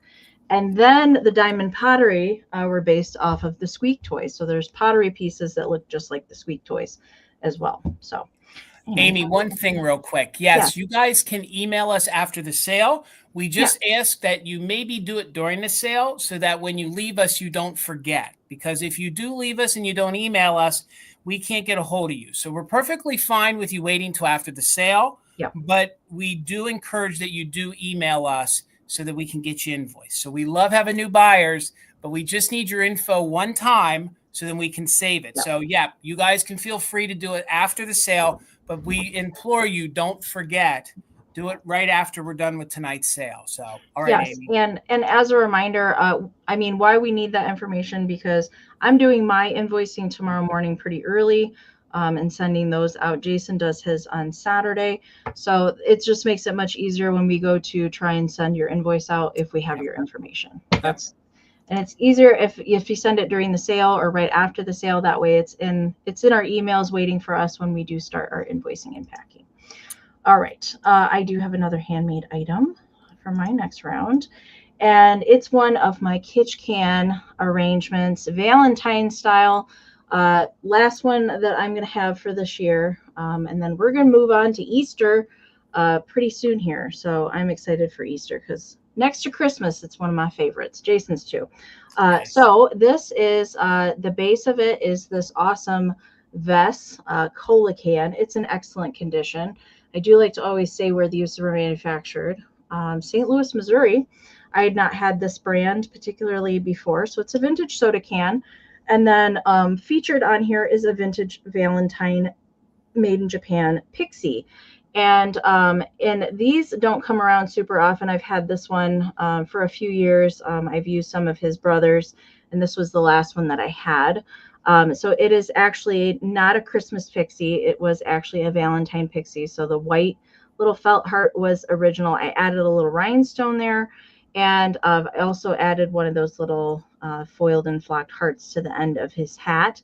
He's got little blondie hair poking out there.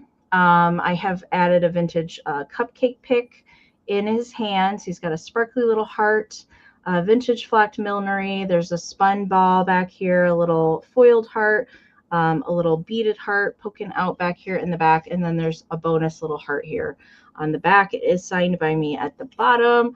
And I loved how this one turned out. I wish I would have got to my Valentine crafting a little bit sooner, but I just had too much to do. It is time consuming to do these creations, but I did make some time the past couple days to make some things.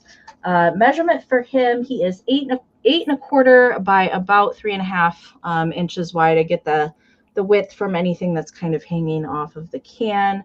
And I am going to do a countdown. Thank you, Brad. I'm going to do a countdown. Nikki's in at 40. So we are looking for 41 or more. I am going to do a countdown so we can keep it moving.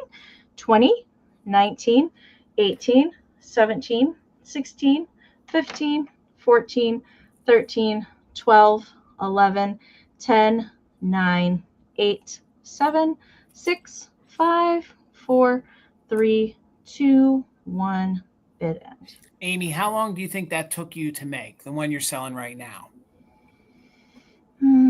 Probably about a half hour or so. Okay. All right. I thought you were going to say like an hour or so. That might take me half the day. Yeah, half hour, 45 minutes, depending on, it's picking out the things that want to live there. Right. You have the vision. The longest to do. You have all the vision vintage before bits you and do bobbles. it. Yes. All right. So Nikki did have it just in case, but she did not need it. Nikki is coming to you. Thank you. All right, Amy, $45. $45 for my next item. I have a Victorian era scrapbook, okay? Before we get into it, I'm going to take a moment to show it. There is some wear to it, but the reason why it's $45 is you're not only getting some of the die cuts. You're getting some unused calling cards, and there are some trade cards in here. There are also multiple full-page die cuts. And if you guys know Victorian die cuts, you know that they're very collectible. So this is one of the scrapbooks that you could repurpose and you could frame and do other things with. He hasn't even seen it yet. Dusty's in at 45. Dusty bought one of my scrapbooks during the pop-up at Misty's. This one is just as good, but it's a little different. So the scrapbook, before we get into it, it measures about 11 1/4 by about 8 3/4. Okay, you can see that there is the leather cover on the spine is gone, but it is still holding it together. There is some wear here on the back. I do believe that this is a nice gilded front. I love the wear to it. You can see the double urn style in the front, the scrapbook across the front. So let me show you some of the things that you're going to get in this. Again, it is almost completely full. I think there's 3 or 4 pages that don't have anything on it, and one page did fall out. So this first one here on the page, you can see that it is a lucky horseshoe on there with a very nautical kind of scene, and it's actually a trade card for a soap. So that was an advertisement somebody took and kept from a soap company. The colors on these are very good, and this is one of the books that I would encourage you to go ahead and take it apart and repurpose it for some other things if you wanted to. So those card die cuts are great. There are some unsigned calling cards in here, some different seasons on here. You can see some of the different flowers. Some of the birds do have a little bit of wear. This guy did lose his beak, but most of the other pieces are there. And what you can see in the back is just some of the glue residue. So that's just your first 2 pages in the scrapbook. Again, these are all Victorian. Most of these are probably 100 years old, if not older. This page doesn't have anything on it, but this has a bunch, and I do believe these are trade cards. Okay, I'm not sure what they advertised, but I believe those were giveaway trade cards, and somebody loved them so much that they kept them. It is this milkmaid with her 2 cows, and again, you can see there are all these other birds mixed in throughout. So you could, cut these out, repurpose them. Some people know how to lift some off the page. I don't, and I wouldn't. So we're not even into the good ones yet. Here is another page full of some of those unused calling cards. We have the 4 seasons on them. So we have spring, winter, and summer. Let me hold it the right way so you guys can see it. I get nervous because I'm still not holding it the right way. I don't want it to fall apart. So there you guys can see this was somebody's unused calling card unless they signed them on the back, and they depicted each 4 of the seasons. So they kept 1 of each. So some of my personal favorites are about to come up here. So we have all of these gorgeous die cut flowers. Look at the gorgeous Victorian shoe. It's actually a Victorian ice skate. Look at all the great details on there with the flowers spilling out. So that in of itself, you could actually cut off the page. You could frame. Look at those gorgeous Victorian women. And these are just some of the die cuts. They get better as we go. Some of them look like they're in gorgeous cloisonne vases. Here are some more of the flowers like I was speaking of. Somebody got a run of those trade cards, I think. And then here, this right here is a poem. Is actually a song of the Jersey, because I think it actually has to do with the Jersey cow that you see there. I think that's pretty much what that is about. And again, look at all these gorgeous women and all these gorgeous die cuts. So we're not even at the best part yet. So hang on here. Look at this full page. Amy, look at this full page die cut. Isn't that gorgeous? Oh my gosh. To find those in good condition that aren't falling apart, if this wouldn't been adhered to this page, I don't think it would have lasted. So this is one of a few that you will get in here. I feel like that is like almost a cloisonne style vase. You can see how dimensional it is. It's just a gorgeous die cut. Those die cuts alone at Mother Tucker's, you can get $20 just for those by themselves. So you're getting one of those. Again, it's in very good condition with minimal wear. You're going to get a second one with a different style vase on that page. Look at those gorgeous roses they have coming out. And then you're going to get this page with these other Victorian women that are depicted. And there you have, I think he's like a courting fella who's trying to court her, quite possibly. Here you have, and is that just, that would be the season's wish, happiness. As probably a postcard. Yeah, I think that's a postcard, but I think it was a business postcard. So it would have been a card given away from a business to somebody wishing them a happy holiday. So then here on these pages, now you have some of the middle-sized flower die cuts. You have some more of the women in here. So these are all fun. You can actually cut those out and repurpose them. You could leave the book the way it is. You could take each page out and frame it. And again, you're getting almost a full book full of these die cuts. Robin, I see you're 47. Thank you so much. Look at all these gorgeous shoe die cuts. That is the Victorian shoe, I thought. The first one, like I said, is a Victorian ice skate. All those gorgeous. How great would this look if you repurpose this into some of your Valentine's Day decor? Here you can see, look, good look, and you have like the geisha girl. You have some of the other countries depicted. Again, I just think this is really neat. And somebody did a very good job when they were putting together their scrapbook. So now you get into some of the birds. You get some of the roosters. So if that's what you wanted to kind of pull some of those out and recycle them, there is somewhere like the pheasant there. He is missing his tail. But a lot of the other birds are in very good condition. A lot of the roosters and hens aren't missing anything.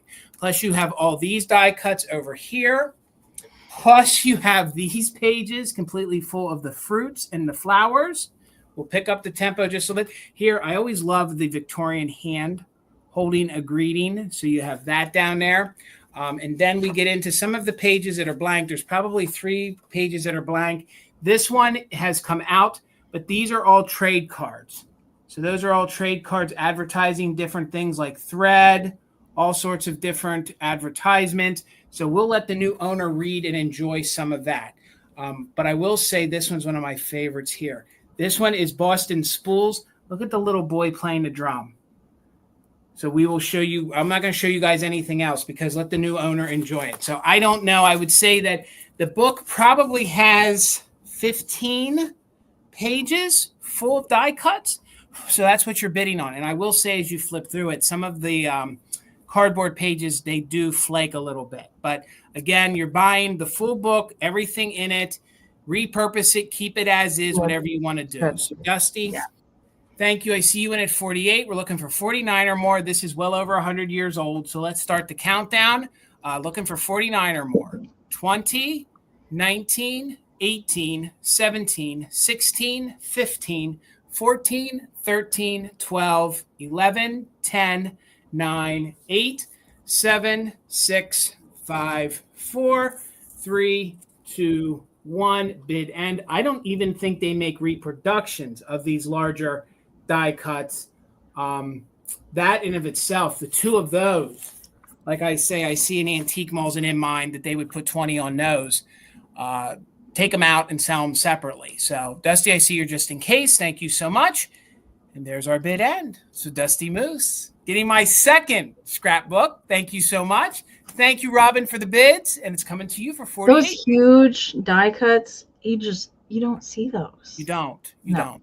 Thank you, ladies. That was spectacular. I mean, I'm all over Victorian scrap as well. And that was pretty epic. Okay. I have a hard box up next. And it's not empty. It will be coming with some Valentines on the inside. So we'll turn it to the back. It does have the candy maker and the ingredients here on the back. No barcode. Not really entirely sure of the age of the box, but it is foiled. So it's kind of reflective red. Sorry for the glare there. And kind of like a silvery gold accent in the foil. Okay, so the heart box is in good condition, but it's coming with some Valentines. And since I did have some cat things tonight, all of the Valentines in here are cat related. Okay, so here's the inside of the box, really nice and clean. No liner or the little puffy thing that I don't know what the correct terminology is for that little puffy paper that protects the chocolate. I'm sure that has a name, but I do not know what that is. But the box is in really nice condition. So you're going to get 5 cards in here. All right. And they are all cat related. This is the first one. Meow, meow. So it's a little mama kitty. Look at her. And she's pushing her little, it says twins here in the front, her little bears. and it opens up. No kitten led us to be Valentine's.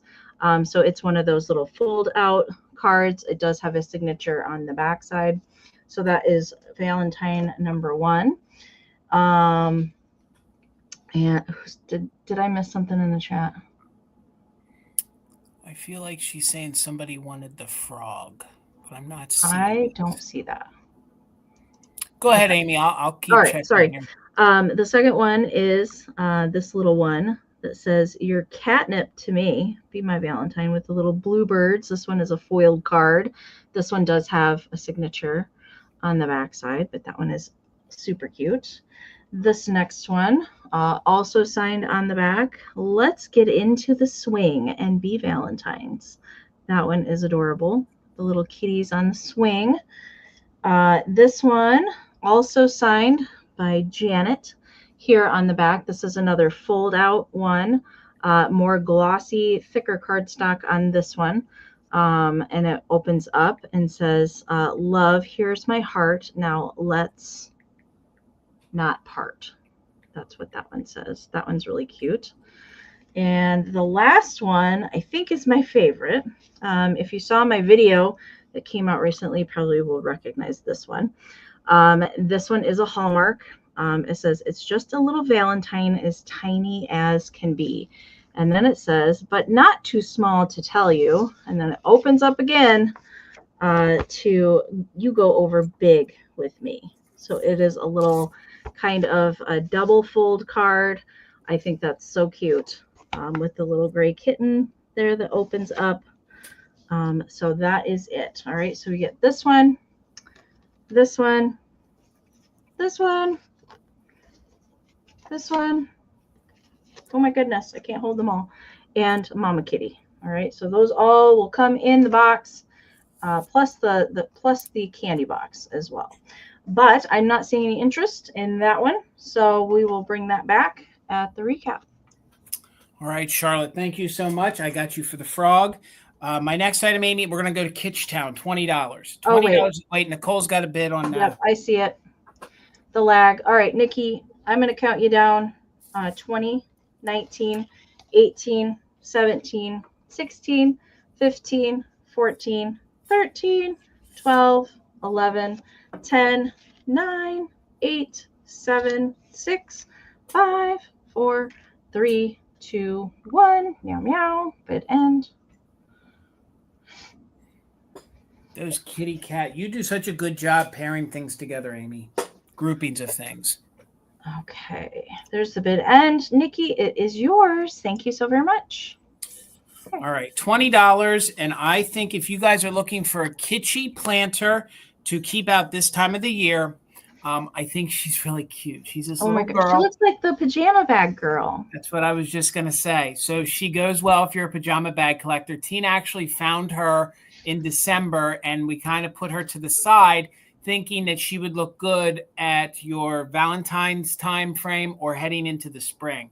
I'm sure that she may have been considered a baby planter, but I don't think she looks it at all. And for just $20, I think she's stinking adorable. She looks like she has like her little mittens or like little muffs on her hands.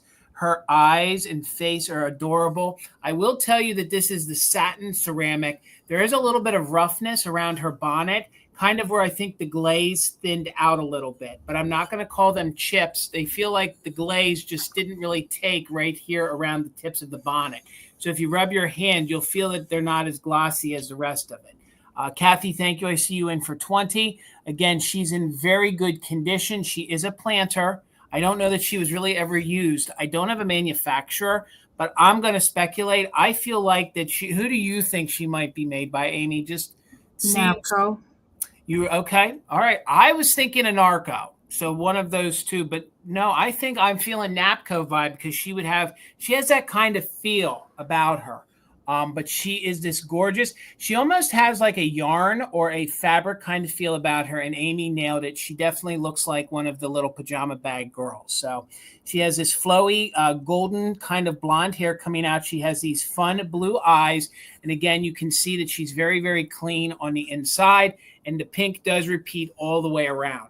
She is a nice size planter, so if you wanted to tuck like cards or Valentines in here, you could.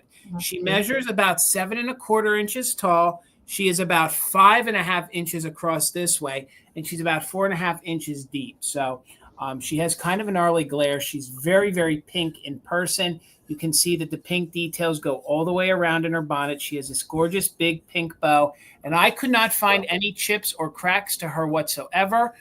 Just that little bit of glaze miss around the top of the bonnet. Here are her fun little feet peeking out.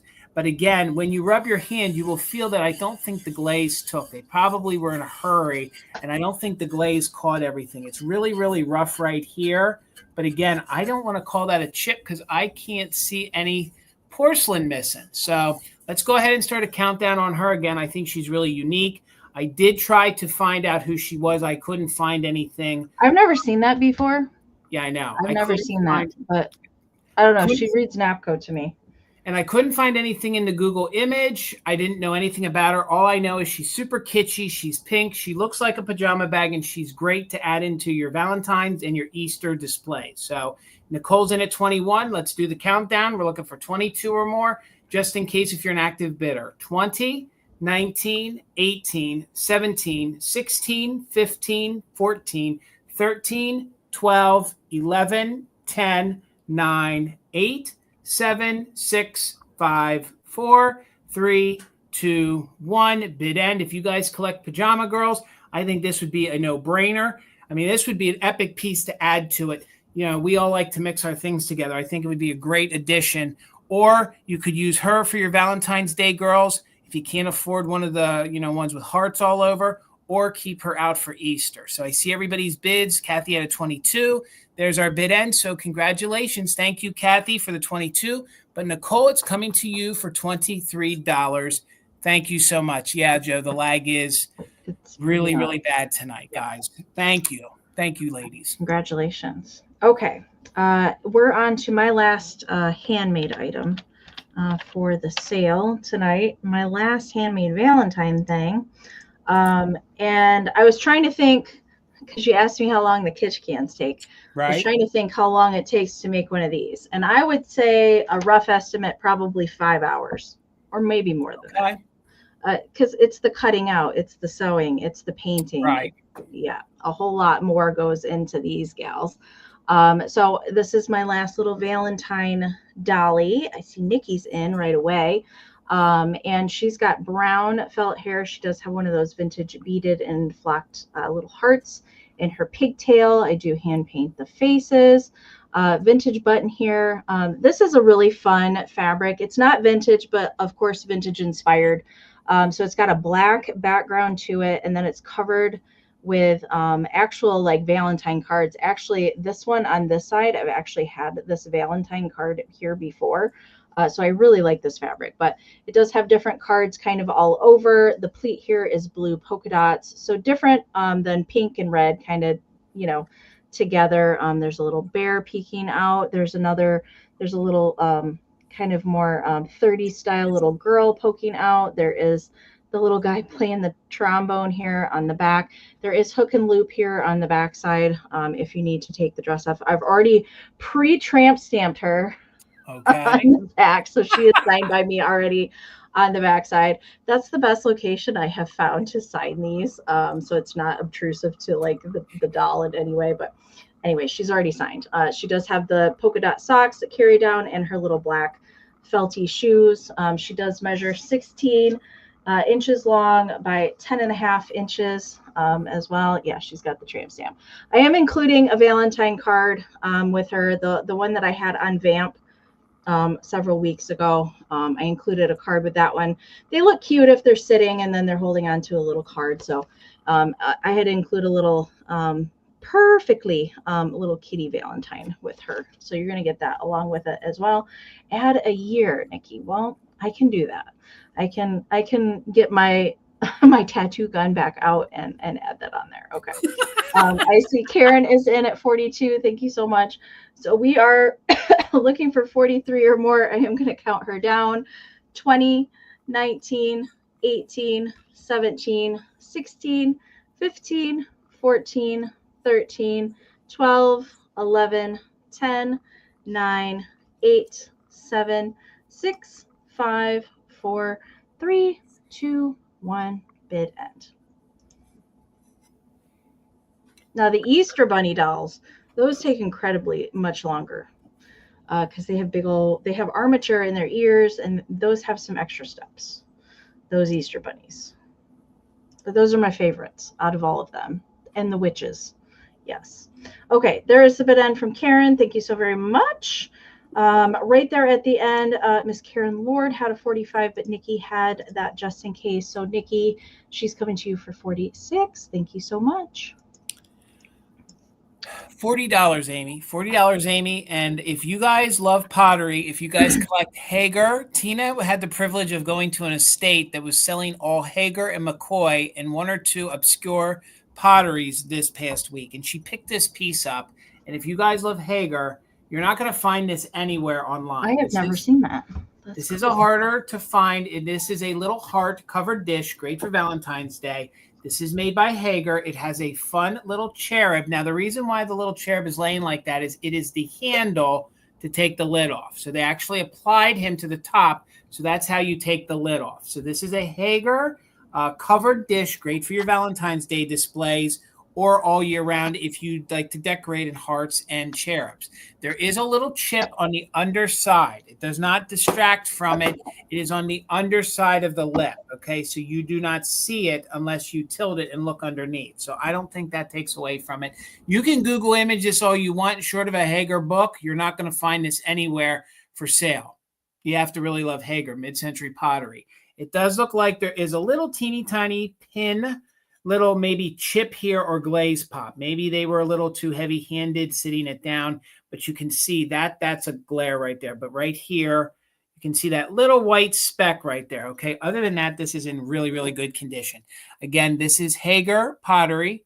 There you can see the traditional red Hager, if that's what you guys collect. You can kind of see the effect to it. You can see the three little kiln marks where it would have sat there in the kiln when it was fired. And again, it is gorgeous and it's red. It is big. It is big. Some of these Hager trinket boxes, whether if they are not the heart and in Valentine's Day, you start looking up some of these Hager covered boxes. They can go from between $60 to $100 and some dollars. Again, this one is a really, really hard one to find. It is the Hager heart covered dish with a fun little cherub on the front. I'll show you a little more of him in a minute, but I want to let you guys know it's big. It's 7 inches this way. I'm holding it weird. I'll show it to you another way in a moment. It's 7 inches this way, 7 inches across, and when it sits on your countertop or on your dresser top, it comes in at 4 inches tall. So you have this fun cherub, and the reason why he's lying on his side is they did it so that you could use him as a handle to pick it up. So this, I think, would be fun if you guys placed it in your Valentine's display. You could fill it with some candies. You could give it as a gift. And again, I got to tell you, I'm really excited because a lot of the different holiday pieces by Hager, they did not make a lot. They made this. I think they made a sculpt kind of a face that was a Valentine's Day heart. I think they gave him heart eyes and things. They did make some snowmen for Christmas. They did make a jack-o'-lantern. But to find these holiday pieces by Hager, you don't find them. So $40 if anybody is interested. You have to be a pottery collector. You have to be into the holiday to appreciate the value and how hard these are to find. But maybe we don't have anyone that's into the pottery, and that's okay. So he is $40. He's in very good condition with no chips or cracks.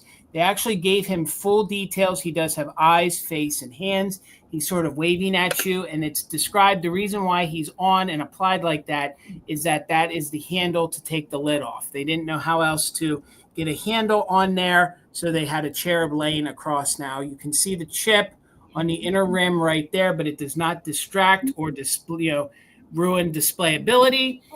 Again, if y'all are into Hager, you know how collectible it is right now. It's actually going up in price, and McCoy is bringing more on eBay now than it had in years past. So it seems to be coming back. I can't even find the little pin tip to show you. Here is the little tip. I think somebody was a little heavy-handed, and they did get a little nick. If you're familiar with the glaze of Hager, it always has like a darker kind of antique hue to it. You guys can see that that's typical Hager. I've had pieces of red Hager, and this is exactly the way it looks after they fire it. And I do believe this is probably from the 1950s, if I were to guess. So it's probably from the 1950s, and I don't believe that they made it long. I don't think we have anyone that's interested in Hager. That's okay. I'm going to go ahead and sit it to the side. We'll bring it back during the recap. But if you're interested, it is $40. You're not going to find it anywhere else, anywhere online. I know because I looked. I've never seen that. I've never ever seen really, that. really hard piece. But if no one's here that wants it, that's okay. We'll bring it back. Let's keep it moving, Amy. It ain't going to kill me to decorate with it for a year or so. So we'll move along quickly and bring it back. All right. I have a Parmesan, so we're going to try our best. Okay. Laying is good. Laying is good. Okay. I have a book for my next round. And it's been some years since I have found one of these. And I'm always excited to find these if they're in good condition. This is a book. It looks like a paper doll, but it's actually a book. These are actually called Dress-A-Doll storybooks. And you can see she's got lenticular eyes that open and close and blink. Okay. And it's like a heavy, very thick cardboard. Okay. For the backer here, just plain on the back. And her little clothing here is what changes and turns into the storybook. And her name is Nancy. There is a whole series of these. Not easy to find. It's been probably 10 years or more since I have seen one of these. So you open it up and her outfits change as the story goes along. And her name is Nancy. So we'll flip through and I'll show you all of her outfits. I love this little gingham dress. So Nancy's brother likes his dog, his coaster wagon, and his bulldozer. But what he really wants to do is ride a bike or learn to be an engineer or a train conductor. That's interesting. So the story goes along, and then Nancy changes her clothes throughout. It's very cute. I love these. I haven't seen anybody else do like a book quite like this. This is from Samuel Lowe Publishing. I'm going to get caught up on the chat. Thank you guys so much. Sorry, I'm behind. Okay, Robin is in at 17. This one is really cute. Nancy plays marbles with her brother or helps him sail his ship, but sometimes she is very cross with him because he leaves his turtle in the bathtub. I think that's hilarious. She's doing some coloring. There's her little jacket there. It's really, really cute. I love this concept. And that is the back. And you can see that the underneath there, she's got like a little slip underneath her clothes. So the book part was not supposed to come off. I have seen them detached before, but they were not meant to come off. So the outfit stays intact there. All right. So measurement for her, she's pretty large. She is 13 inches long by about 5.5 inches. And usually when I see these, besides the detached clothes, the lenticular eyes usually are missing. There's some other books that did the lenticular things and they're always missing. I'm not sure why the kids pick them off, but I really like that. I think that's very, very cool. All right, I'm going to count her down. We're looking for 20 or more. 20, 19, 18, 17, 16, 15, 14, 13, 12, 11, 10, 9, 8, 7, 6, 5, 4, 3, 2, 1. Did end. Look at her little nightie. That's cute. I feel like she's been hitting the bottle too much when you move her and her eyes are. Yeah, sometimes if you don't get her, she's like, "Hey, Jason, I've had a night." My years of DJing, I've seen that face before, so I know. Play me another record, Jason. Oh my God. Okay, there's a bit end from Karen. Thank you so much. All right, so at the end there, looks like MJ had a just in case of 23. Nikki had a just in case of 28, but Robin had a just in case of 32. So Robin, it is yours for 29. Congratulations. Thank you so much. 2 a.m. after partying all night. I've seen people that look like I'm sure a lot of people look like that. All right, $45 choice, okay? Choice? These are going to be $45 choice. Okay. I wanted to bring some Victorian era, some antique cranberry glass. These are very collectible. They're worth more than 45, but I figured maybe somebody wanted some antique glass. I'll explain to you who the manufacturers are and how old I think they are. But if you guys collect sugar shakers, you know that these are a little hard to find, okay? Yeah. This is in superb condition. This is Victorian. This is LG Wright, so it's probably turn of the century. It is in the thumbprint pattern. I thought it paired well with my Fenton piece. What makes this very desirable is it has its original tin top lid, and there's no dents to it. It's in very, very good condition. There, believe it or not, there are no chips or cracks. I do believe that this is probably 100 years old. And this is a larger sugar shaker. So it would have been used as a larger condiment. It would have had jams or marmalades in the same pattern. They would have had a spooner. They would have had a celery. It would have been not part of a set, but it would have been part of a table scape. So there is a little bit of wear on the bottom, which is good because if you guys know your early glass, you want a little bit of wear around the rim. That means it's kind of had a day of being moved and used. So the top is in very good condition. It goes on and off. Later, the mold, this exact mold was bought by Fenton. So you can find this version in Fenton, but these usually sell for $100, these larger glass sugar shakers. What's fun about these is I was bringing it because you can use this to hold your hat pins and all sorts of things like that. So you don't have to use this as a sugar. So the reason why this is LG Wright is you can see that this is rough. This is the way they would have sanded it in earlier glass. Okay, so this is early American pressed glass. Then around the rim here, this is how they sanded it. You can see it's rough. If this would have been a mold by Fenton, this would have all completely been polished. But this is the way they did it in the Victorian times for glass. A lot of times with shakers, you actually see crude chips all the way around. That's normal. That's not damage. That's the way it was produced. That's how they did it. Since it's LG Wright, there's tons of clarity in this. There is almost no flint. There's almost no ash.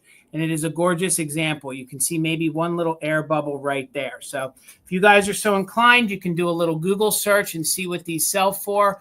But I'm starting mine at $45. So this will be your first choice. This is called a sugar shaker. It measures 4 inches tall by 3.5 inches wide. It's in gorgeous condition for being nearly 100 years old. The second one, I'm not sure of the manufacturer, but it has this cubist effect to it. And this is a little jam jar in cranberry. I do believe that this is a little earlier than the other one because you can see they struggled. They had a little bit more of the clearer glass in it. And this is in very good condition. It's probably missing whatever kind of spoon it had. But the fact that it has its original lid, sometimes people think these are pickle jars. It is the same size as a pickle jar, but it would be sitting in a metal housing. What makes this a jam is the slot in the lid. If there was no slot here, this would be considered probably a pickle dish, a pickle jar. Inside here, it is stamped England. If I can even get it to show you, you can sort of see. Oh, you can see it. I can see it. Stamped England on the bottom. The fact that it has its lid is remarkable. This one is a higher quality, elegant style glass because they actually did polish this.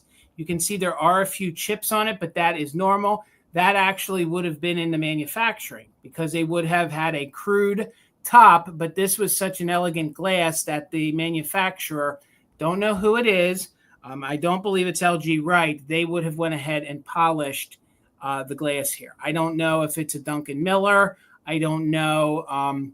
Not too sure who it is. I don't even want to speculate, but it has this gorgeous cubist style effect to it. So $45 if anybody is interested in the Victorian cranberry glass jam jar. Again, very, very collectible. Folks come into Mother Tuckers and they do collect these pieces, and they do normally sell. I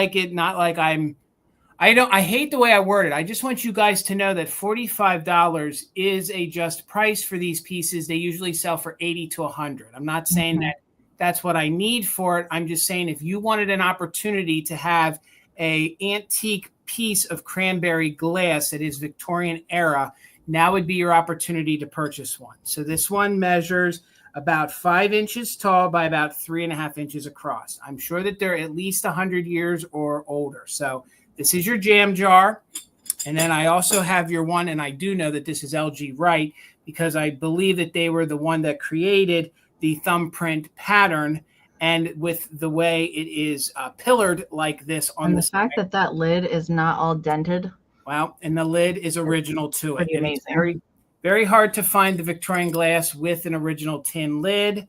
And again, this is not a reproduction. This is the real deal. And you can see where this is sanded here on the top. So Amazing. if anybody wants to do a Google check, you'll see that LG Wright, they normally go for a lot more than that. So I was bringing this because I think this would be elegant to have on your table. It would be nice to use. These are fun to decorate with, and they're fun to use to put your hat pins in. So you could fill that with all of your larger hat pins. You don't have to use it as a sugar shaker, but you can if you want. So that was your first choice is 45, and I'll just take another moment. If anyone's interested in the jam jar, again, these are in very good vintage condition. They're probably at least 100 years old. So I'll wait another moment for the lag, but we'll bring these back during the recap. We're not going to hold it up. Let's keep it moving, Amy. We got some more rounds. Okay. Those are gorgeous. Yeah, the pickle casters, like I film them constantly because I think they're fantastic. And the cracker jars and all that, and they're always. Right. Oh, Tina's in. I got you, Tina. And again, this would be the same size if it was a pickle jar, but what makes it a jam is you have the slot. So it would have had some sort of spoon. I don't know if it would be metal or glass. So Tina, I see at 45. It's going to be on choice. It'll be either, we'll call this one sugar or jam. No condition issues. Let's count them down. 20, 19, 18, 17, 16, 15, 14, 13, 12, 11, 10, 9, 8, 7, 6, 5, 4, 3, 2, 1. Bid end. Where I live, I'm fortunate that a lot of this glass was kept, collected, and it's not easily found, but this did come from an estate that had a lot of older glass. So I can authenticate it in the essence. I know where it came from. So there's the bid end. So Tina, let me know. I thought they paired well together, but let me know if you wanted the sugar or the jam. Both equally collectible and hard to find in this condition. And I'll watch the comments. Just let me know if you wanted jam or sugar or both. Okay, you Tina. Want them both. Good choice, Tina. Tina's not playing. Congratulations, Good Tina. Good choice, Tina. Good choice. I think they look great together. They're awesome. They're totally different, but yeah. They came from the same estate. So, Tina, you're getting them from the same estate. So thank you. Okay, I have another lot. So you're going to get everything together that I'm going to show you. It's another vintage pairing, if you will. So first up, you're going to get these little cat salt and pepper shakers. All right. So these are just little pastel kitties. It sounds like it looks like they're telling secrets to each other. That's what I see. Anyway, and we've got 2 holes and 3 holes. So they are different colors. All right. So you can tell them apart. One is more orangey. One is more yellow. They do have little stripes on the back. They do both have cork stoppers there at the bottom. And of course, to be matchy-matchy, you're going to get a little kitty Valentine. I just think that looks so cute together. So this one, it says, I think we'd make a perfect pair Valentine. And it is signed and dated 1947 here on the back side. So I thought that they looked cute. Instant little display there if you don't have a lot of room. Of course, you could use these shakers if you really wanted to. No damage to the kitties. All right. There's no chipping to either one of them. They do have a little bit of crazing present in the glaze. And they do have like little blushes of pink on their cheeks, their tummy, and in their ears. Super cute. I don't know the manufacturer of these cats. I had not ever run across these before. So I'm really not sure who the maker is of these. They are just stamped Japan on the bottom. But you know me, I got to pair the vintage. So you're going to get the card as well with it, the 1947. It is a Carrington Company. Jason, you had something from Carrington Company. Was it last week or the week before that? I feel like it was 2 weeks ago. I feel like it was 2 weeks ago. A Valentine. I'm pretty sure you did. Measurement for the shakers are 3 1/4 by 2 1/2. All right. So I'm going to count them down. Looks like Suzanne is in at 15. Sandra, I saw you're 14 as well. So we are looking for 16 or more on the little pairing there. 20, 19, 18, 17, 16, 15, 14, 13, 12, 11, 10, 9, 8, 7, 6, 5, 4, 3, 2, 1. Bid end. No, these did not come from the 14,000 shaker collection. They did not. I love actually these. don't remember where I found those.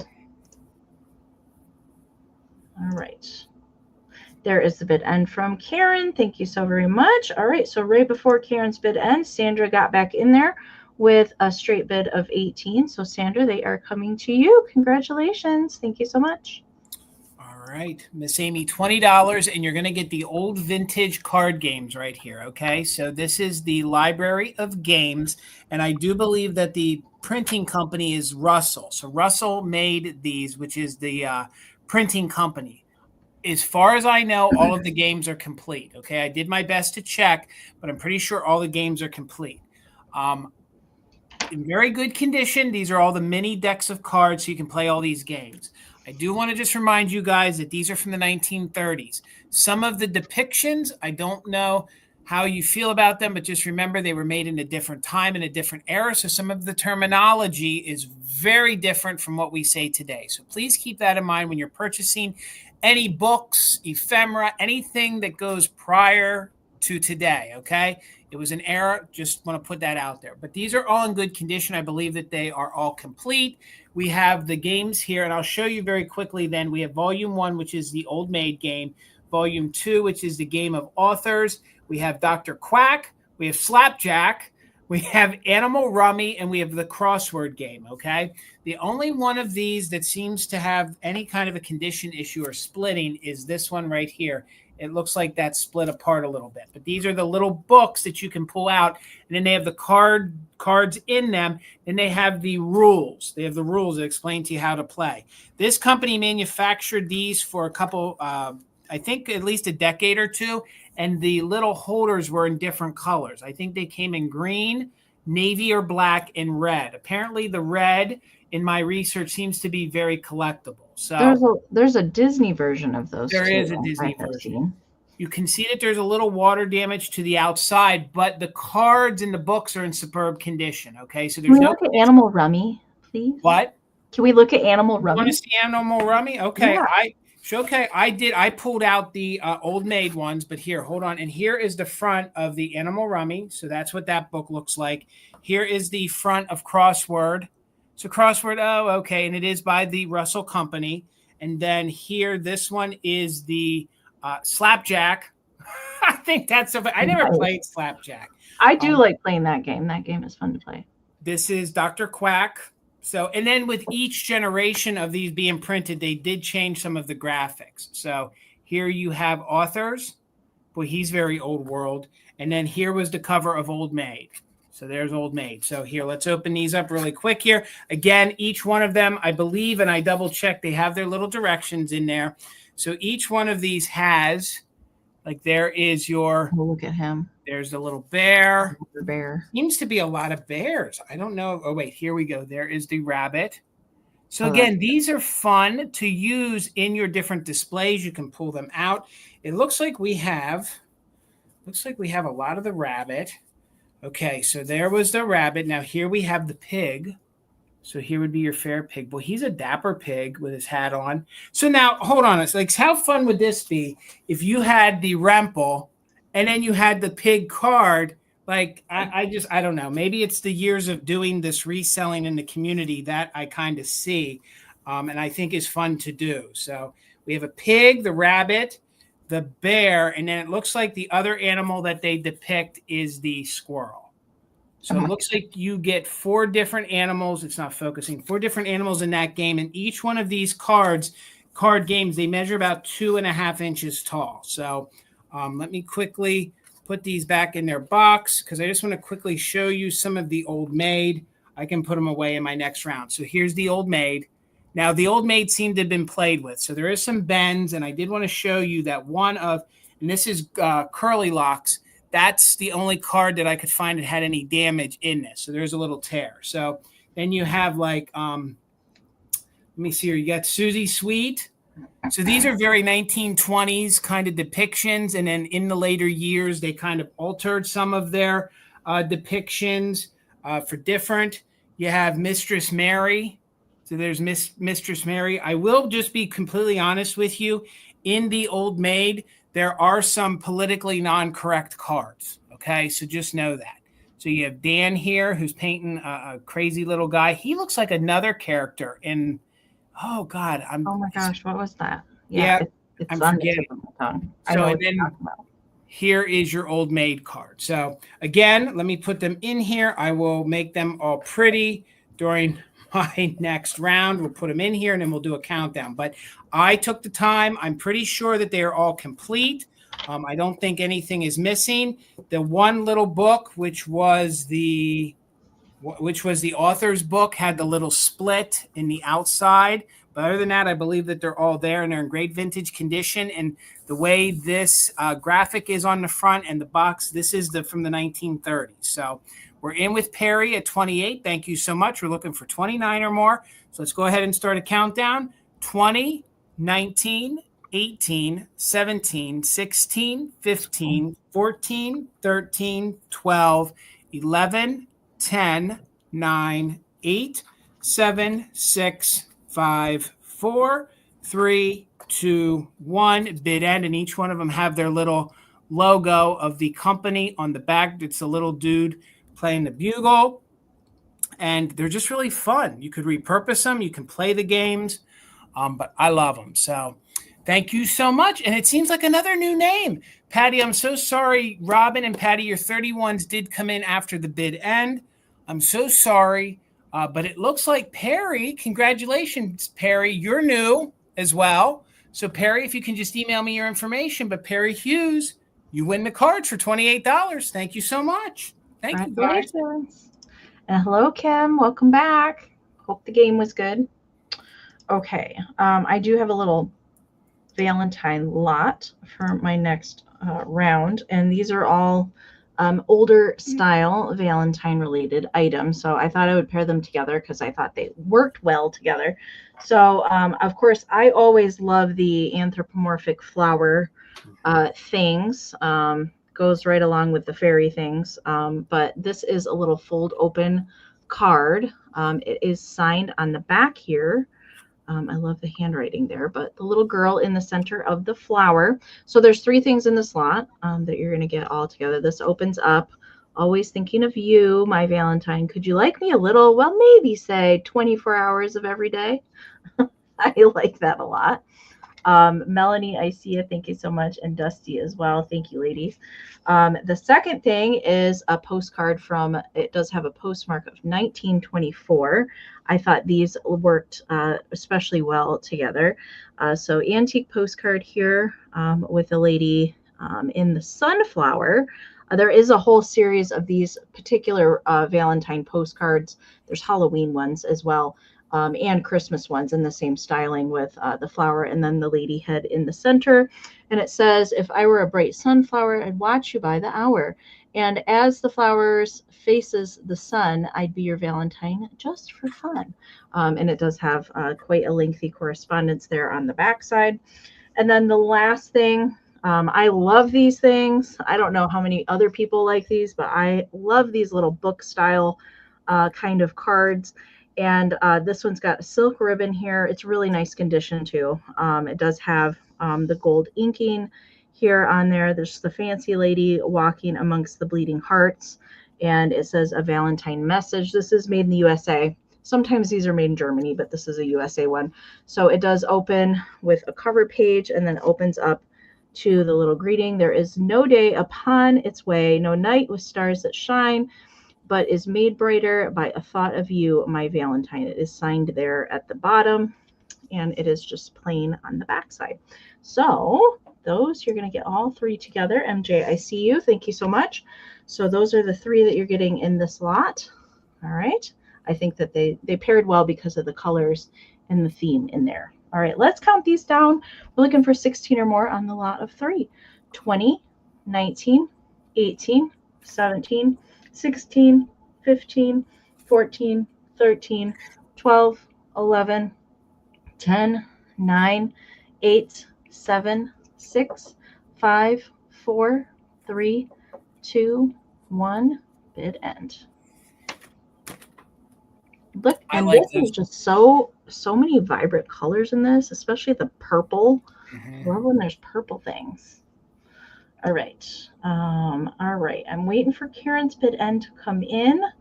And there's the flower bid end. Thank you, Karen. So looks like MJ had a just in case of 22, but Dusty had a just in case of 25. Before Karen's bid end, MJ, unfortunately, your 26 did come in after the bid end. So Dusty, they are coming to you for 23. Congratulations. Thank you so much. Thank you, ladies. All right, $12 choice, and it's going to be choice on older. These are probably almost antique Valentine's Day cards.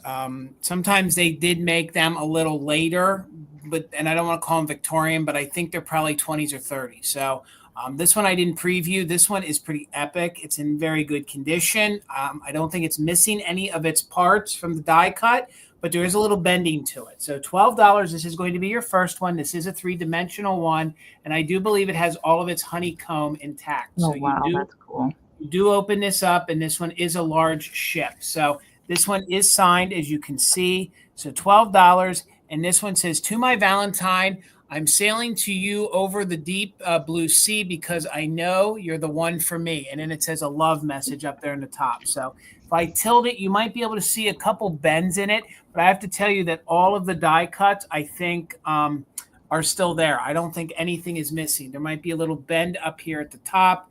There you can see, but this is large, okay? And then, like I showed you, you open it up and it becomes 3-dimensional. It is a ship. Look at the cherub on the front of the ship. Like, this is epic. And then you can see the C's there, and the honeycomb is there, and there's also a honeycomb up there, I think, to be the top of the ship. You know what I mean? Kind of like where the captain of the ship would stand. So this is going to be your first one. This measures 9 inches tall. 9 inches tall by about 10 inches wide. So it's a pretty epic, big Valentine. Look at those two kind of children dressed up as kind of Vikings on the ship. You can see all the great flowers adorned on it. Look at the hearts on the ship where they have like the rowers. This is kind of like a Viking style ship. And then they have the fun Cupid that's there on the helm of the ship on the front. So it is in very good condition. Here is the back. And again, there is some bending to it. Like right here, you can see there's bends, but nothing is ripped and torn. So I think that's almost antique. This one I previewed. A piece of the ribbon is starting to kind of disintegrate here on the top, okay, but it's still there. And it is this 2-piece Valentine's Day card. So here we have the cherub, and it says, "To my Valentine." You can see sort of where I tried to see if there's any real movement to this. I don't know that there is, and this is like a cardboard that has kind of faded. But you can tell by the penmanship on the back, and I've sold some of these like Dresden style or earlier pieces of ephemera before. I don't believe that this is a reproduction. I'm pretty certain that this is early. It looks real to me. Yeah, I really feel like this hinges on Victorian era, if not the very early 1900s. So you can see here on the die cut, there might be a little missing right there at the tip, but everything important is there. He's on a crescent moon. He's adorned with his arrow, playing his horn with all of these great flowers. I believe that's almost like a Dresden style die cut.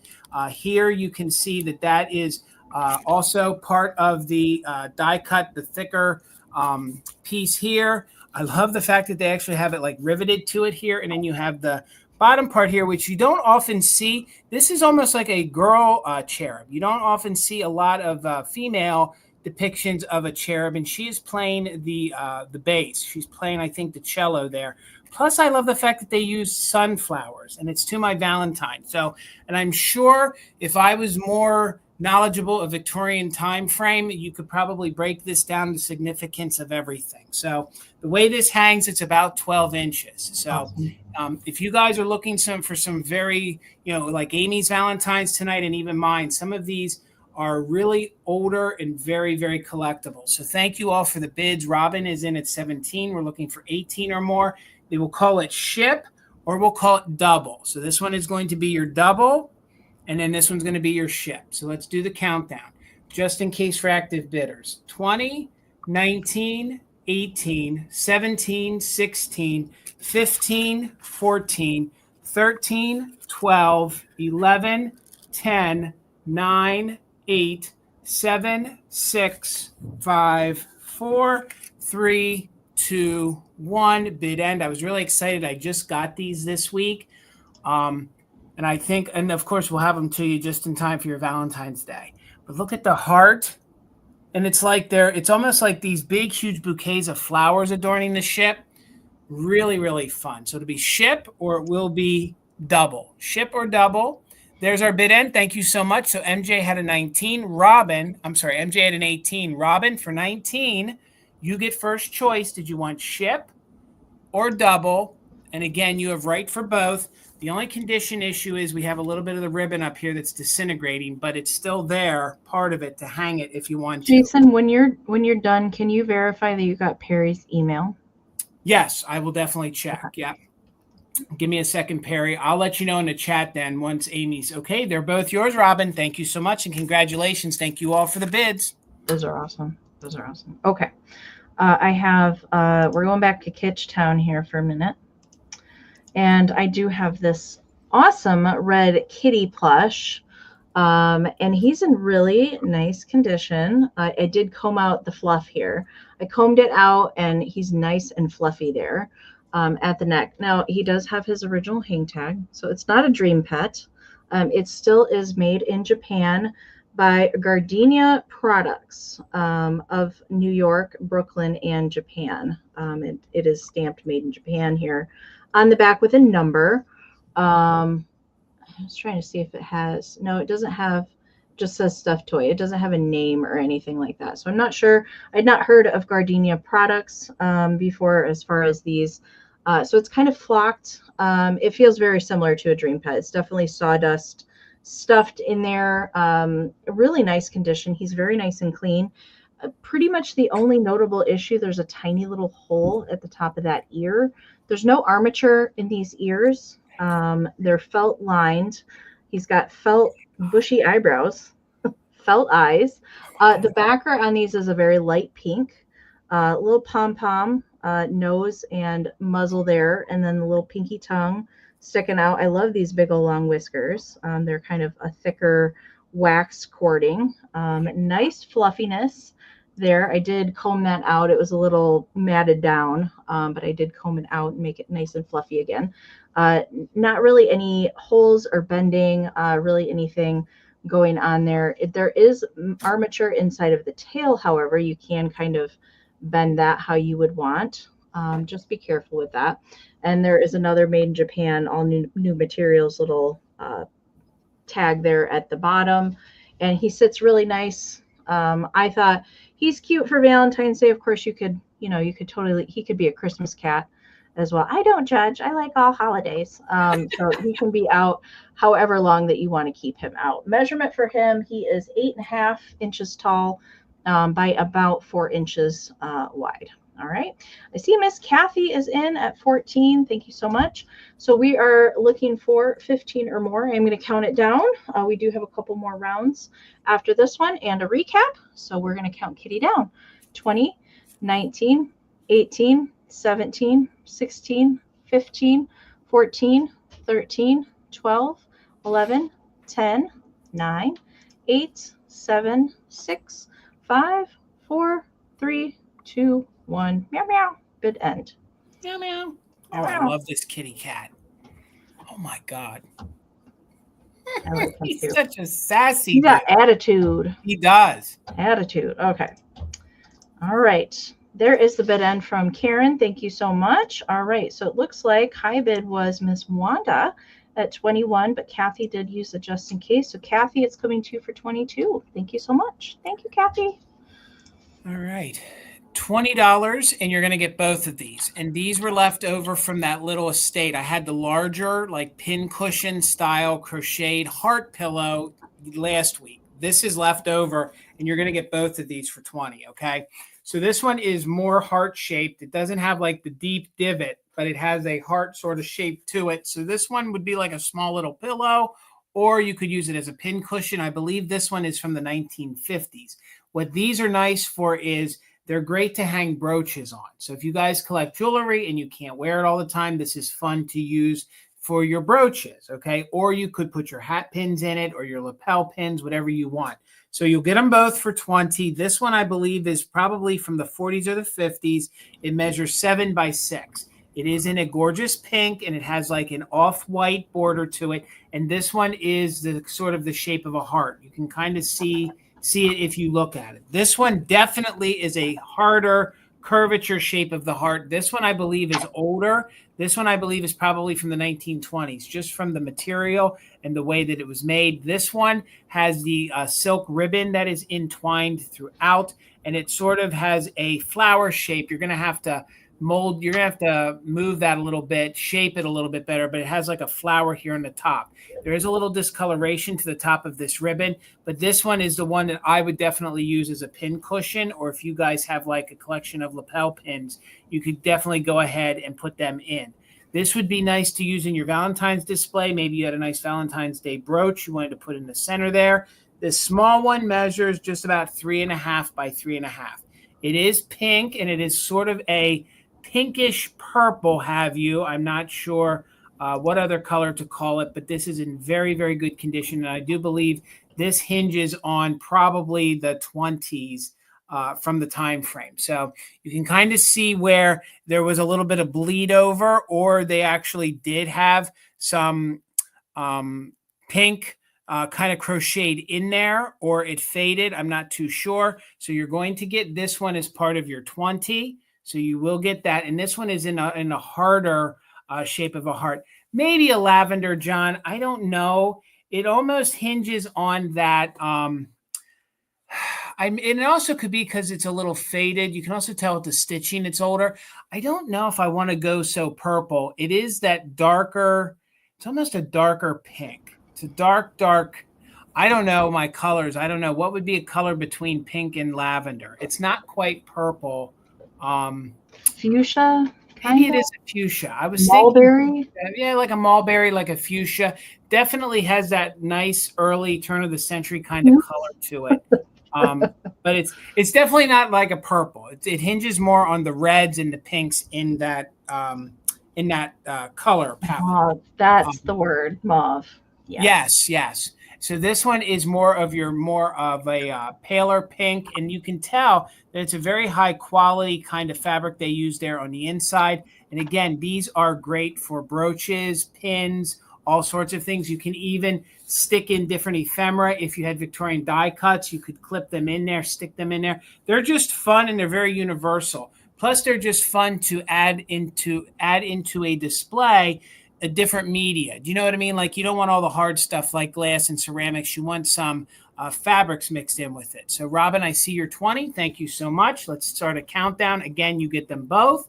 No smells, no issues. 7 by 6, 3.5 by 3.5. 20, 19, 18, 17, 16, 15, 14, 13, 12, 11, 10, 9, 8, 7, 6, 5, 4, 3, 2, 1. Bid end. You can tell, I believe that's all hand stitched in there. The way the stitches are, I believe that one's hand stitched. This one has machine stitching on it, I believe.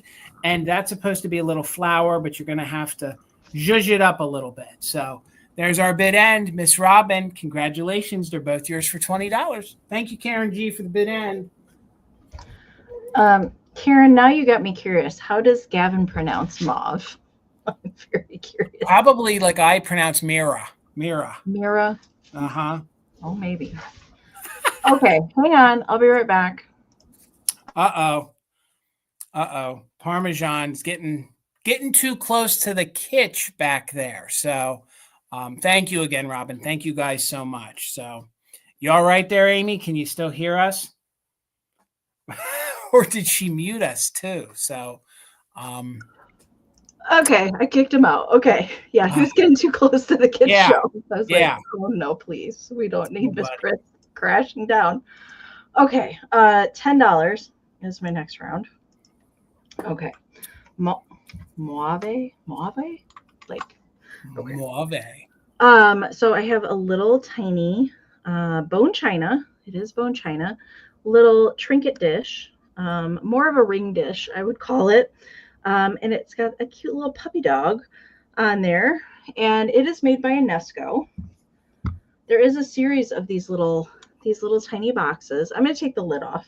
So first off, I'll show you the bottom. So it does have the Enesco foil sticker there, still present, but it's shaped like a heart, little heart box, and it does have little gold accents. I could probably fit maybe like three or four little rings in there, just a tiny little treasure box. Okay, and then the lid, which is also heart shaped. There's no chips on it. All right, it does have a little sticker here that says genuine bone china down here at the bottom, and the cutest little puppy dog. Let's see if my camera is going to cooperate. Sometimes with these tiny things, it doesn't want to. But it's just, I'm not sure what kind of dog that's supposed to be. He's a cute dog. That's what he is. He's just cute. It does have the little gold detailing around it, just like the base does. Just a cute little, I don't know. He's a hound dog, some sort of hound dog, or a little beagle, something like that. He's just brown with a little darker brown accents on there. All right. So there's no chips, no repairs on it. And there he is. All right.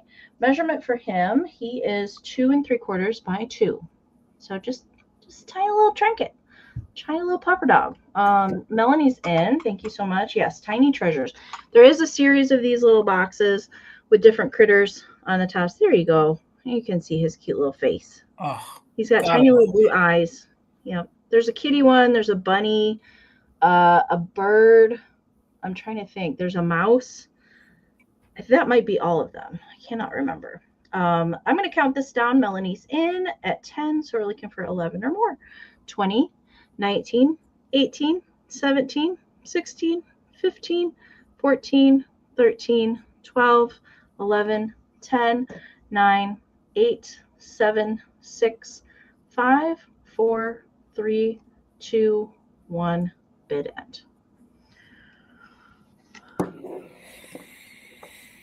That would be industrial strength door stops. Right. For the doors up here. Oh my gosh. So Mr. Parmesan cannot scoot the doors open by himself anymore. So he is quite naughty. Okay, there is the bid end from Karen. Melanie, you didn't need your just in case. It's coming to you for 10. Thank you so much. All right, Amy, $20, and we're getting into the warmer months here. We're soon going to be into them. So $20. It's time to bring things like a true flower frog. So I really have I believe that he's early. I don't know the manufacturer. If anybody can help me speculate, please let me know. But I do believe he's early. He is made of ceramic, and he is a true flower frog. Okay. He does have a teeny, tiny little nip right here on his little webbed foot. Here on the underneath part, you can see where he was put into the kiln. I don't think he was attached to anything, but you can sort of see where they didn't glaze him. And he is just a really neat piece. He's earlier pottery. You can see that he has that carnival kind of luster effect to him. I would believe that this, if I was going to speculate, I believe that this piece of pottery is probably from the 20s or the 1930s, just from the feel of it, the weight of it. It is the whiter kind of clay that they used, so maybe it's a California style pottery, but that would make it a little newer. But I'm sure it's American made. I don't think it's like McCoy. It could be McCoy. I don't know. I searched high and low and could not find the maker anywhere. It is very detailed. It has the smaller holes in it for smaller flowers. It measures about 4 by 4.5. So he is 3-dimensional. So not only is he a flower frog, but he is also a fun figurine. He would be great to mix into all different kinds of decors. There's not much more I can say about him. He would be fun if you actually put him into a planter and used him. You could put him into your real plants, or just use him as a figurine. I didn't even count how many holes he has. 2, 4, 6, 8. He has 10 little holes on him. And you can tell that he was definitely manufactured the way the symmetry here is of all the holes on here. So he's in very good condition. The underside is from where he was probably placed in the kiln for the firing. I don't believe that because there's no real break where he would have been attached to something. But maybe he was. I don't want to say because I don't know. I'm just telling you what I speculate. And on the little tip of his little webbed foot here, he has a little chip, and it is dark, so it's sort of old from when it happened. So let's go ahead and do a countdown on him. I do believe he is older. He could be a pottery company that I don't know. I don't know that it's Well or anything, but somebody could be getting a heck of a good piece. So Critter Girl, thank you so much for your 20. Let's do a countdown. We're looking for 21 or more on the pottery flower, literally flower frog. 20, 19, 18, 17, 16, 15, 14, 13, 12, 11, 10, 9, 8, 7, 6, 5, 4, 3, 2, 1. Bid end. You're so right, Joe. I mean, you put this Halloween, like a creepy book, witch kind of thing. I don't know. I always think of frogs if I'm decorating in like Victorian kind of feel things. So there is our bid end. So Critter Girl, congratulations. The flower frog is yours. Congratulations. Cool. He'd be cool in like a witchy kind of thing. Agreed. Okay. This is our last round, you guys. Then we will do a brief recap, and then we'll get to our community share. All right. My last round is going to start at $10. And meow, meow, we're ending with a kitty tonight. I have a children's hanky tonight, and I thought it would be perfect to bring because it's pink. Usually these children's hankies aren't as brightly colored as this in the background. Usually it's a white background with the image on it, but it's pink and then like a maroon kind of edging there. This one is not signed anywhere. Sometimes these can have artist signatures on them. That would make them a little bit more valuable. This one does not have any signatures on it. It is nice and clean. There are no stains. I just ran out of time and didn't have time to iron it. Usually I like to iron my linens, but I didn't have time to iron this one. But really nice and vibrant. No stains, no holes. Really nice condition on it. I do have some more children's hankies that I will be bringing probably a little bit closer to Easter because they're definitely more bunnies, ducks, chicks, that sort of thing. But I had a lot of cat things tonight, so I thought I would bring this one tonight. I thought that would also look really cute as a little doily if you decorate with hankies. I like to use these as doilies myself and pair a little figurine or something with it. I think that would be cute. I've also seen a lot of people frame these or make quilt tops out of them or little valance curtains. There's lots of possibilities to do with these, and there's hundreds and hundreds of different children's hankies out there too. So I see Robin's in at 11, and I saw Nikki was in at 10. So we are looking for, thank you, Tippy. Thank you. I was channeling my inner Katie this evening with my hat and my brooch.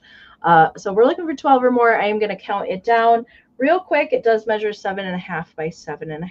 All right. 20, 19, 18, 17, 16, 15, 14, 13, 12, 11, 10, 9, 8, 7, 6, 5, 4, 3, 2, 1. Meow, meow. Bid end. Oh, I'm so glad, Kim. I'm so glad that they liked those. That kitty's got a pretty big bow. Pretty doggone big yellow bow. Oh, Lord. I'm going to have to go here shortly. Oh, gosh. Is he pushing on the door? He's doing something he's not supposed to. All right. So Robin had a just in case of 17. Nikki had a just in case of 25. So Nikki, it's yours for 18. Thank you so much. I'm going to get Jason started, and I will be right back. $15, Amy. $15, Amy. And I normally don't bring things that have damage, but I have never seen these before. And these are hearts. Valentine's Day, and they are made by Lustroware, which made a lot of plastics in the 40s and 50s. So these are, and I will show you, they have two small little cracks on them, but I still think they display beautifully. They are heart, and they're plastic, and they are wall shelves, okay? So they're really, really fun. Let me show you what is wrong with them, but I was not going to let them behind because I have never seen these before. So there's a teeny tiny little crack here in this little bit of lattice work right here. Here you can kind of see the line, but it doesn't distract from it. I still think they're going to hang and the integrity of them are going to be good. So if you guys do like a gallery wall or you guys switch out things for the holidays, I thought this would be fun to use these to put your little figurines on. So they measure just about 5.5 by 5. So 5.5.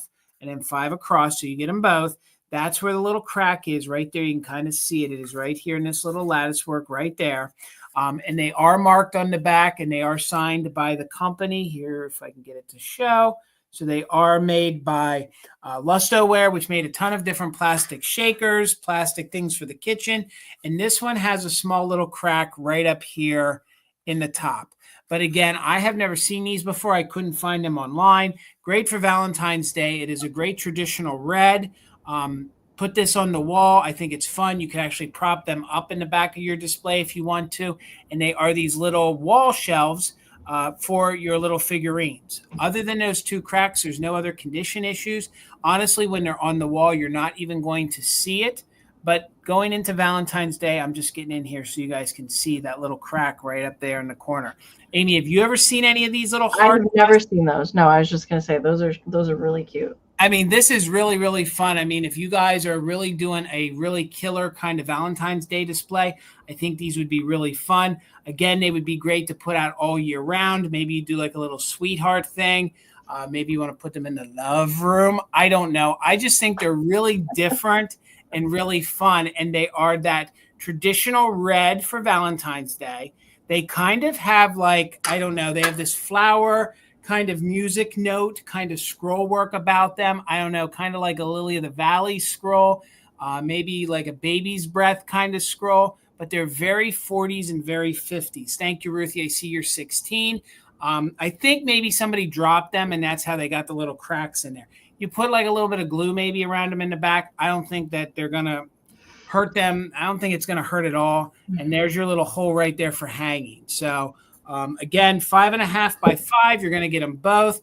I know it didn't focus all that well, but you can see they are signed on the back by Lustoware, who made, there it is, they made a ton of different plastic things from shakers to canister sets. I think that they made that red plastic teapot or coffee pot that has the little shakers that sit on the shelf that hangs on the wall. They did. And I think they're the same company that made the little wall pockets with the little cats on, and then you can hang like keys or something on it. So thank you, Ruthie. Let's do a countdown on these. I think they're really fun and unique.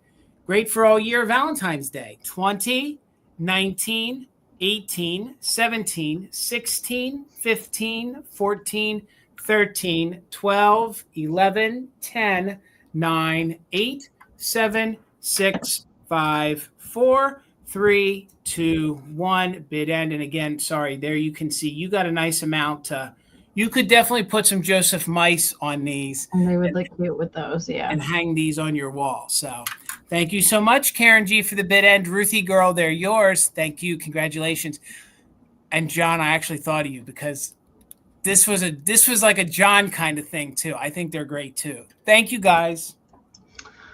All right, you guys, we are going to do, after Jason's done writing down, we're going to start our recap. So we'll bring back anything that did not find a home the first time that we showed it. Maybe you were not here at the beginning of the sale, but we'll get a second chance at the item. We'll bring it back one more time. So these will be quick claims. All right, you guys. So make sure if you are claiming something here in the recap that you put the item plus the price down into the chat. If you want to claim something, we will give it a few moments because of the lag, of course. If we see more than one person interested in the item, we will do a quick countdown to break any ties, and that will turn into like a regular round, okay? So if we see one person come in, it will be a quick claim. If we see more than one, then we will do the countdown, okay? And if there's multiple people bidding, then just in cases can be in play as well, okay? So Jason, I have one thing. Do you want to go first? Yeah, let me go because I got a few because I did a few choice rounds and some things didn't sell. So from my dream pet choice round, I had Mr. Mouse is remaining. They're in certain lights. You can see there's like a little discoloration. I don't know that they're staining, but I just want you guys to see. I think that's some of the sawdust coming through. But he is 7 inches tall. He's $10. He's a dream pet, and he has his original tag, and he's called Midnight Mouse. Midnight Mouse. So if you're interested in him, you just put Mouse, $10. I think he'd be really great in your night before Christmas Not a creature was stirring, not even a mouse. So like if you put him next to that book, I think it would be really neat. Maybe bring him out at Christmas time for a youngin'. So he would be Mouse, and he was just $10. $10 Mouse. I had one of my 1950s Valentine's Day left. It's the 3-dimensional one. They were used. There's a little, all right, Miss Ruthie. Thank you so much, Ruthie. I got you for the mouse. Miss Ruthie B, thank you so much. So then I had this one remaining. It says, it is signed on the back, Grandma and Grandpa McDonald, and it's 1952. This one does open up. It is the dog one. Maybe a little discoloration, but no major bends or anything. So this one would be put in dog, and it's just $10. And it says, "You're magnificent," because he has a microscope there. So you are magnificent. Let me be your Valentine. And then the little girl dog says love, and it says, "I see you only," and it says, "Be mine." So there you can see it. So Perry, thank you so much. The dog Valentine is yours. Let me get you down here. And thank you, all of you new folks. Thank you so much. We appreciate you guys so much. And everybody else that shows up every week, thank you guys for hanging out with us. We can't thank you enough. Yes, the old McDonald's. I know. So this was the Hager covered dish. Again, you're not going to find it anywhere else online. It is $40. It has the little cherub. I learned that the cherubs don't have wings, but the Cupids did have wings. So if they're like the little baby, apparently they're cherubs. I don't know. That's what I was told. So if you're interested, you can just put heart, $40. There is a little teeny tiny, and this is Hager pottery, little speck right here. I think they put it down too hard, so now it's focusing. That's how you can see. And there is a chip on the inner rim, but you're really not even going to ever see that. So it's a nice large, probably from the 1950s, I believe. It measures 7 by 7 and 4 inches tall. And then the way the cherub is sitting, that's how you lift the cover off. So they have him kind of laying there like that, so that's how you can get the top off. So that's going to be heart, and that's going to be $40 if you're interested in it. And then I had one of the Rempel squeaks remaining. Poor little Chubby. Chubby needs a home. He's in very good condition. He's soft. He still squeaks. He has a lot of his paint remaining. He measures 4.5 by 4, and he would be $18. So if you're interested in him, you just put pig, $18. There is the back on him, and then you can see the squeak hole, and he still squeaks for being so old. So you can just put pig 18. Hello, glowy girl. So Mr. Piggy is going to you. I love the fact that they still squeak. Thank you so much, guys. Thank you. Was that everything, Jason? That's everything, Amy. I'm good. Thank you so much. All right. So if you guys are watching on the replay and you want to email us for something that didn't find a home tonight, you can always email us to check if it's still available. What I had from my very first round choice of Valentine's was the mailbox girl. She does have the kickstand on the back. She's an older, probably late 20s, early 30s. She is mechanical, so her little hat, I think that's supposed to signify wind. Like the hat is blowing her wind, or the wind is blowing her hat off. So she is mechanical there. And she will stand on her own. No signature on that one. So if you want to claim that, that was mailbox 12. Mailbox 12 on that. Oh, and it does say to you on St. Valentine's Day down here at the bottom. I forgot to show that earlier. But mailbox 12, if you want to claim that. And that was what I have left. MJ, I see ya. Thank you so very much. I appreciate that. Let me write that down. MJ. She even had red socks too, Amy. She was fancy. She does. She's got them. She's got those Bobby socks all the way up there. Yeah, she does. Okay. I'm going to get us both on the screen. First off, thank you guys for hanging out with us as always. And thank you to all the new friends that have joined us tonight. We appreciate you being here, and our old friends as well. We appreciate you guys so much, more than you know. reminder about invoicing. I will be sending all of my invoices out in the morning, hopefully before noon tomorrow. I will email you when yours is out there. Jason has a sale on Instagram that he is hosting, the Valentinos this Friday. He is going to be doing his invoicing on Saturday as a reminder. So I will mention this again, because we're invoicing for this sale and Jason's sale together. Sunday sale that we have over on Best channel, Carolina Sweet Treats and Pretties, co-hosted with Dolores of Miss Dam Jewelry. And if you guys come and join us over there at 2 to 3 p.m. Eastern is when Jason and I will be on selling. If you guys come over there and get anything from us on Sunday, we will be doing separate invoicing for that sale. Yes. Okay, so keep that in mind. But we'd love it if you came over and joined us for that. It's going to be super fun for that.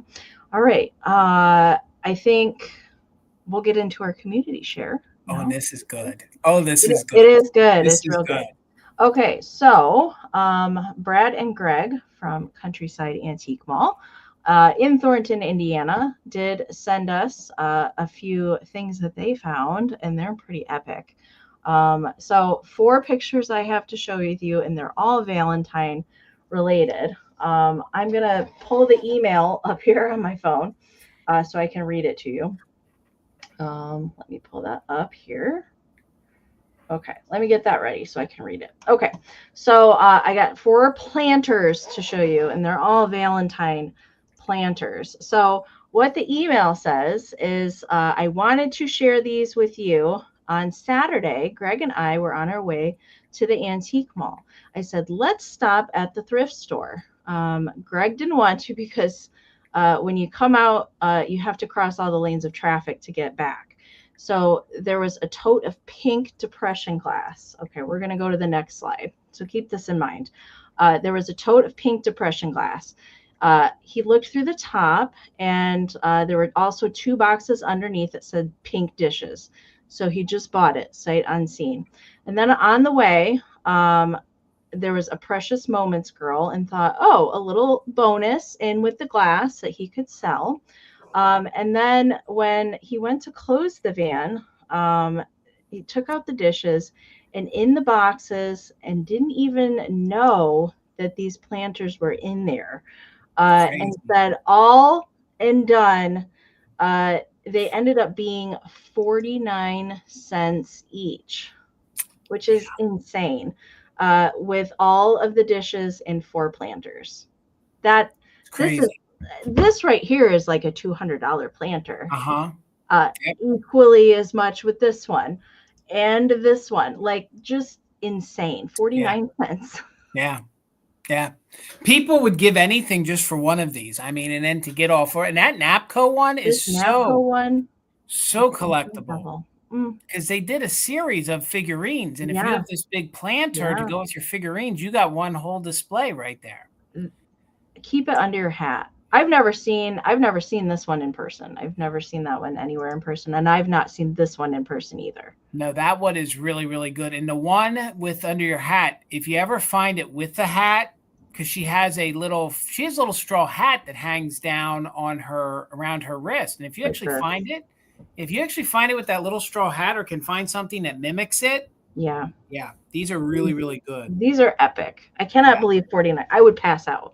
I literally would pass out. And that's not the first epic score that these boys have had either. Certainly not.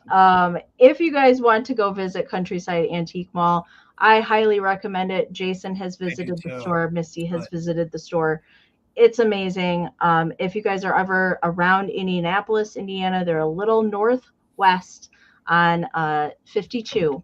So stop in there and give Brad and Greg a visit. They're open every single day, 10 to 5. And usually the whole store has sales going on too. So it's definitely worth stopping in there. So thank you, Brad and Greg, for, And if you can get in there during the open house, the food. Holiday open house, not to miss. Absolutely. So good. Thank you both for sending those in to us. Epic score all around. Amazing. That doesn't happen all the time. No. So thank you guys again for sticking around with us. And if you're watching the replay and want to email either one of us, their emails are up here on the screen. You can also find them in the description of the video. Make sure to go over and subscribe to Mother Tucker's channel if you haven't already, and check out Jason's videos. I do have a new video coming out this Sunday at 5 p.m. Eastern, and it will be all about our brand new antique booth setup. So that will be coming this Sunday. And don't forget to come join Jason over on Instagram on Friday. Is that 8 p.m. Eastern? It's 8 p.m. The Valentinos. Please make sure you're following John of Everyday Holiday Displays over on Instagram. Make sure you're following Bill, Garden Guy Bill, and of course, Brian of Mid-Century Mister. And to answer Jasmine real quick, yes, as long as you're following one of us, not Amy, because she's not going to be on a sale tomorrow, but as long as you're following myself or one of the fellas I just spoke of, it will pulsate and it will give you a notification that we went live on Instagram. But you just have to make sure you're following us. And it's the same exact kind of format that we did here tonight. It'll just be over on Instagram. And you can't watch us on the TV on Instagram. You got to use a device. So hopefully you guys have a tablet or a phone. And we would love if you could come over to Beth's channel, Carolina Sweet Treats and Pretties, over on Sunday. Jason and I will both be on from 2 to 3 p.m. Eastern. Okay. Yep. And we'd love to see you over there in the chat. That would mean so much to us and Beth and Dolores as well. Thank you to Karen G, Ruthie B, and Kim for helping us out. As always, ladies, you are fantastic. We can't do this without you. Thank you guys so much. All right, you guys. Well, have a good rest of your week. And we will see you back here next Thursday at 8 p.m. Eastern for another round of fantastic finds. Thank you guys so much. Have a good night, everybody.